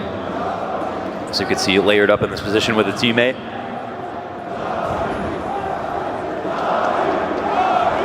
Looks like maybe Ence have just saved it for later. Will there be timing? We know how explosive they can be. Fire goes deep, Bit in position, finds one, Madden's got that answer, and so does Dia. Ence's rifleman starting to power up. When push comes to shove, an 11th for Ence looking likely. At this point, NaVi, they're gonna concede, and slowly but surely these rounds rack up. They already look better than they did just a few rounds ago, right? The quality here. The explosiveness is there. They didn't overcommit on this play like they did earlier when they tried to split cat and long and just got opt and rifled down running through smokes. Here they get shut down initially with the smoke. NaVi don't know about it. They keep 3A the whole time. Mid is the escaping wound in the setup, but Ence don't expose that flaw. They don't even put on cap pressure. They don't want NaVi to think about anything. They want them to sit in that position. Then they just come through with the B play late, and it can come down to a 2-player hold, but at the end of the day, it's 5v2. Diha has been incredibly consistent on the T-side entries. Again, it's about the amount of help they have between the 5 players. And while still some are waking up, it seems like they are doing it together. They have to hear this terrible sound of match point every single time they spawn in the next round. But now they know, 4-round game, and NaVi are not going to be able to buy in every single one of those rounds. But this one they will. Another high hurdle. We saw that B commit early get canceled in the last round. Maybe this time they do decide to commit. Nope. They face Hades at the helm. Snappy takes up the mantle, and Bit, he's not yet inside of this bomb site. Smoke starts to go down, but Spinks still able to get that burst. Perfecto lining him up. It's good damage, but not enough to stop him. 10 HP between D-Hut and Spinks. And once again, Ence carved their path forward in this semifinals and into this B site. A deep wound versus NaVi, back to back. An incredibly brave call, right? To do the exact same thing twice, to put that much pressure on. And NaVi actually set up in positions to hold that. That looked like they used the appropriate grenades early on. They kept it in their mind that this could come through. But they trusted in Spinks. He's delivering now up to 15 frags, not totally silent. Still only one player on the team with a positive scoreline in Madden, coming off so many important victories in duels won in the first half so long ago. Those were all puzzle pieces that are fitting into the greater picture.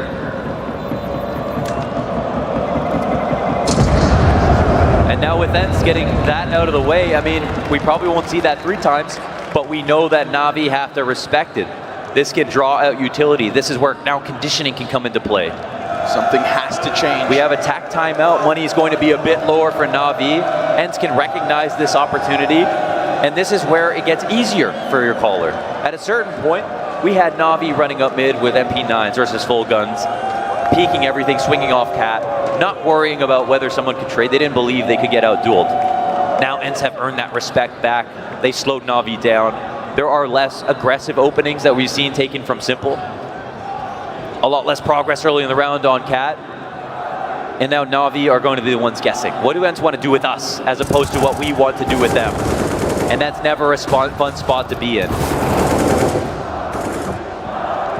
They'll feel blessed, and we can see the frustration start to set in a little bit as Ence get 5 straight. Yes, they do. NaVi can rest on their laurels, but they'd be fools to do so. Hades is going to let that first player cross. Oh my god, the 3-peat. Again, they're going to run at this. Perfecto with the pre-fire trying to stop it. Will get one, and then they get bottled. Snappy kills Spinks and fits big inside sight. It's Hades versus 5. They tried to copy and paste it 3 rounds in a row, but NaVi won't be fooled. Perfecto ever present. Hades in a world of hurt. The Undertaker on the other side of this door to put the cherry on top. And that's it for Ence. NaVi have fulfilled the prophecy. That they have. FaZe versus NaVi. Grand finals. 2 back-to-back finals for NaVi. But this one, they're not the #1 team in the world. But now taking names. Heroic down, Ence down, the hard side of the bracket. We're very deep in the center of the City of Diamonds. Antwerp, give it up for the crown jewel. Counter-Strike, it's NaVi!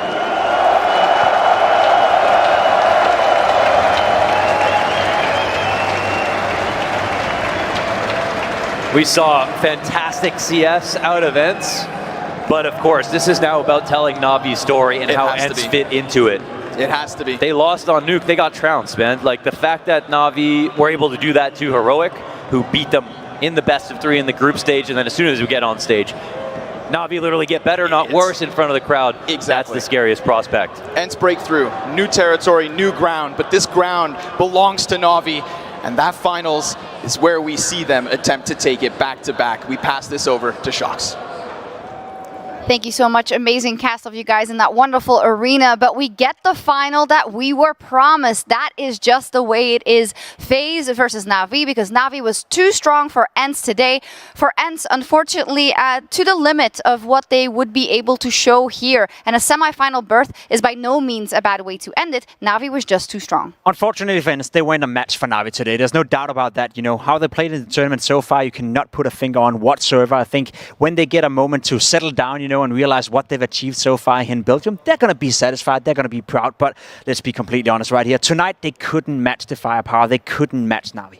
This was a wonderful run for Ence, but it had to end here. NaVi and FaZe, I mean, they are just a tier above everybody else right now. I think I can say that for certain. I don't think there's even really any argument with that. It's interesting because we talked so many times about how open this major was and how the possibilities were everywhere. But at the end of the day, we get a FaZe NaVi final all the same. We're going to get some words from NaVi about making it to that final with Banks on stage right now. That's right. NaVi have done it once again. They are in the major final. Now, Sasha, you said yesterday you were not so happy with your individual performance. You said your team were carrying you. Today you delivered, you popped off. You put some extra hours in last night? No, I just decided to spend more relaxed time, you know, and prepare. Okay, so yeah, I just decided that I need to be more focused and everything will come. Because yesterday, like, they didn't come on my side, you know, I was just doing my role. And today I did the same, but it was a bit different. Now, this was quite not an easy game against Ence, right? They're never easy, but this was a convincing victory for you guys, right? What do you feel is the difference now? Because when I spoke to Blade before, he said you guys are maybe like 10, 20% away from being at the major form you're in Stockholm. How are you feeling right now? What's the difference? I think first of all we had a much better map pool than yesterday, because yesterday it was pretty hard maps, and since Ence not playing Inferno, it was a bit more better for us. But yeah, just we're just getting better form by every game, especially on stage and playoffs. Now, last time when it came to the major, you guys were the clear favourites. You were the #1 team in the world. This time around, we've seen a couple of shaky events already this year for you guys. But does this feel more special that you've made it this time around? Does it feel like a greater effort? Yeah, it adds a bit more pressure because we're playing #1 team on national TV. I mean, I missed how we missed this spot, but they definitely play really strong, and last time they beat us, and they have a really good individual guys, and the guys could deserve a major as well, but we'll try to take the second in a row. And how much does it mean to you to try and grab that trophy one more time? In these hard moments, it means a lot for all our team. And now you've also, right, I saw backstage, you've got the sports psychologist with you. How much of this have you been working with the lady and doing all the work you can to make sure you guys are mentally prepared and in the best shape possible for this?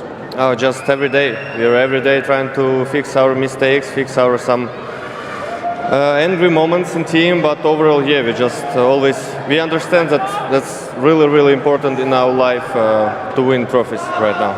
Well, that's what we're going to see if you can do tomorrow. Simple. Thank you very much. Antwerp, one last time, make some noise for NaVi! Shox, take it away.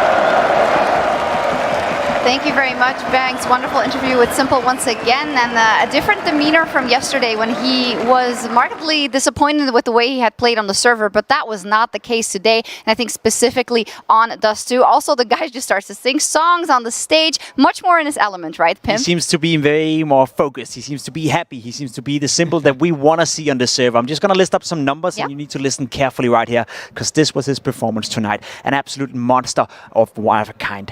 Plus 27. 58 kills in total, an average ADR of 113. He won 14 for 19 opening duels and finished with a total rating of 1.76 in a major semi-final against one of the better playing teams in Ence. Simple right here. You get the stats on your screen for the second map. Simple was an absolute unit tonight. Numbers don't mean anything to me because usually I can't follow, but what I did see on the server, Maui, is just beautiful moments out of Simple. We're going to get a highlight package in just a second, and you said it was one of the win conditions, right? To determine if they would be able to win this major, yes or no? Yes. This is the Simple that NaVi needs going into the grand finals.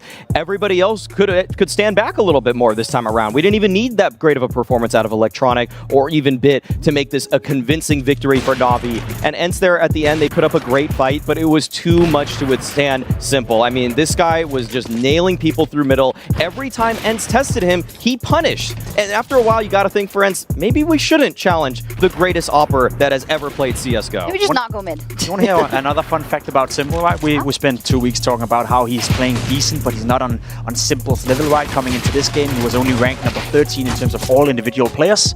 After tonight, he's now the highest rated player at the major.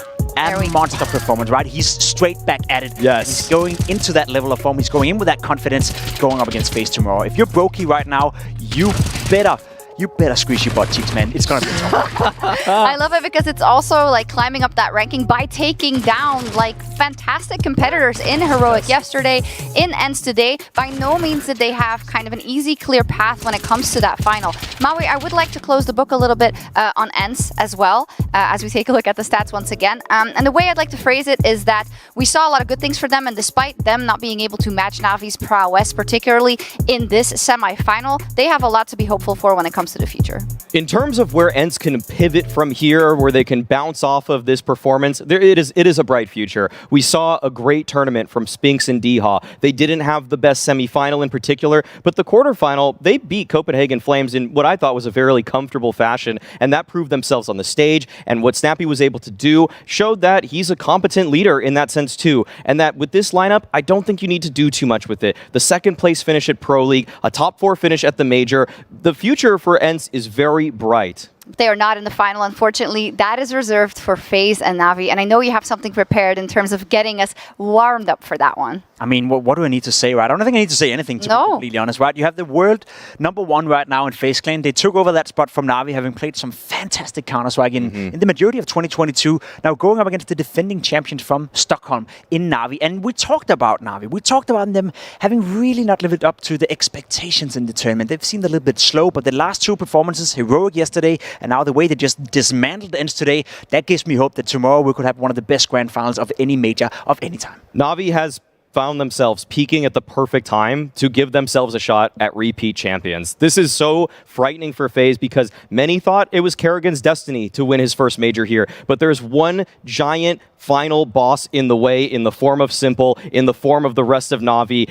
He's got his work cut out for him. It's not going to be a cakewalk.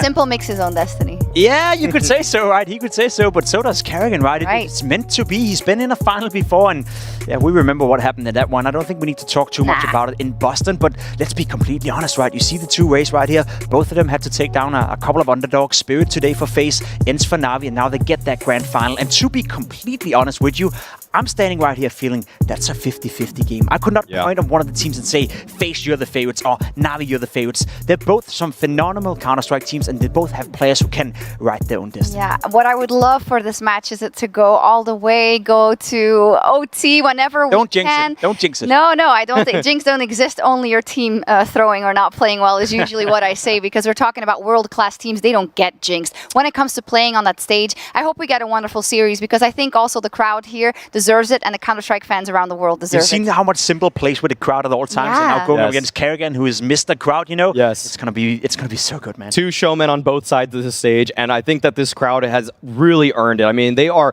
lighting it up. It is so electric, and we haven't even hit the grand final that everybody has wanted.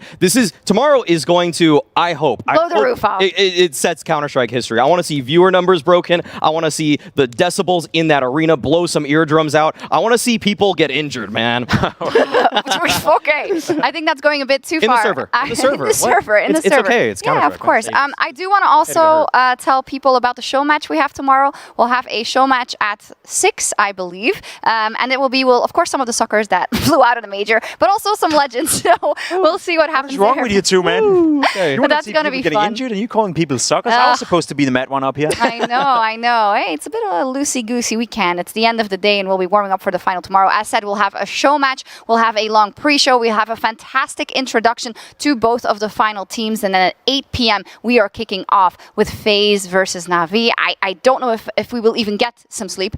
Maybe also depending on the Vitality fans, because it's going to be so incredibly exciting. Thank you, Maui and Pim, for a wonderful desk again today. And we will see everyone tomorrow.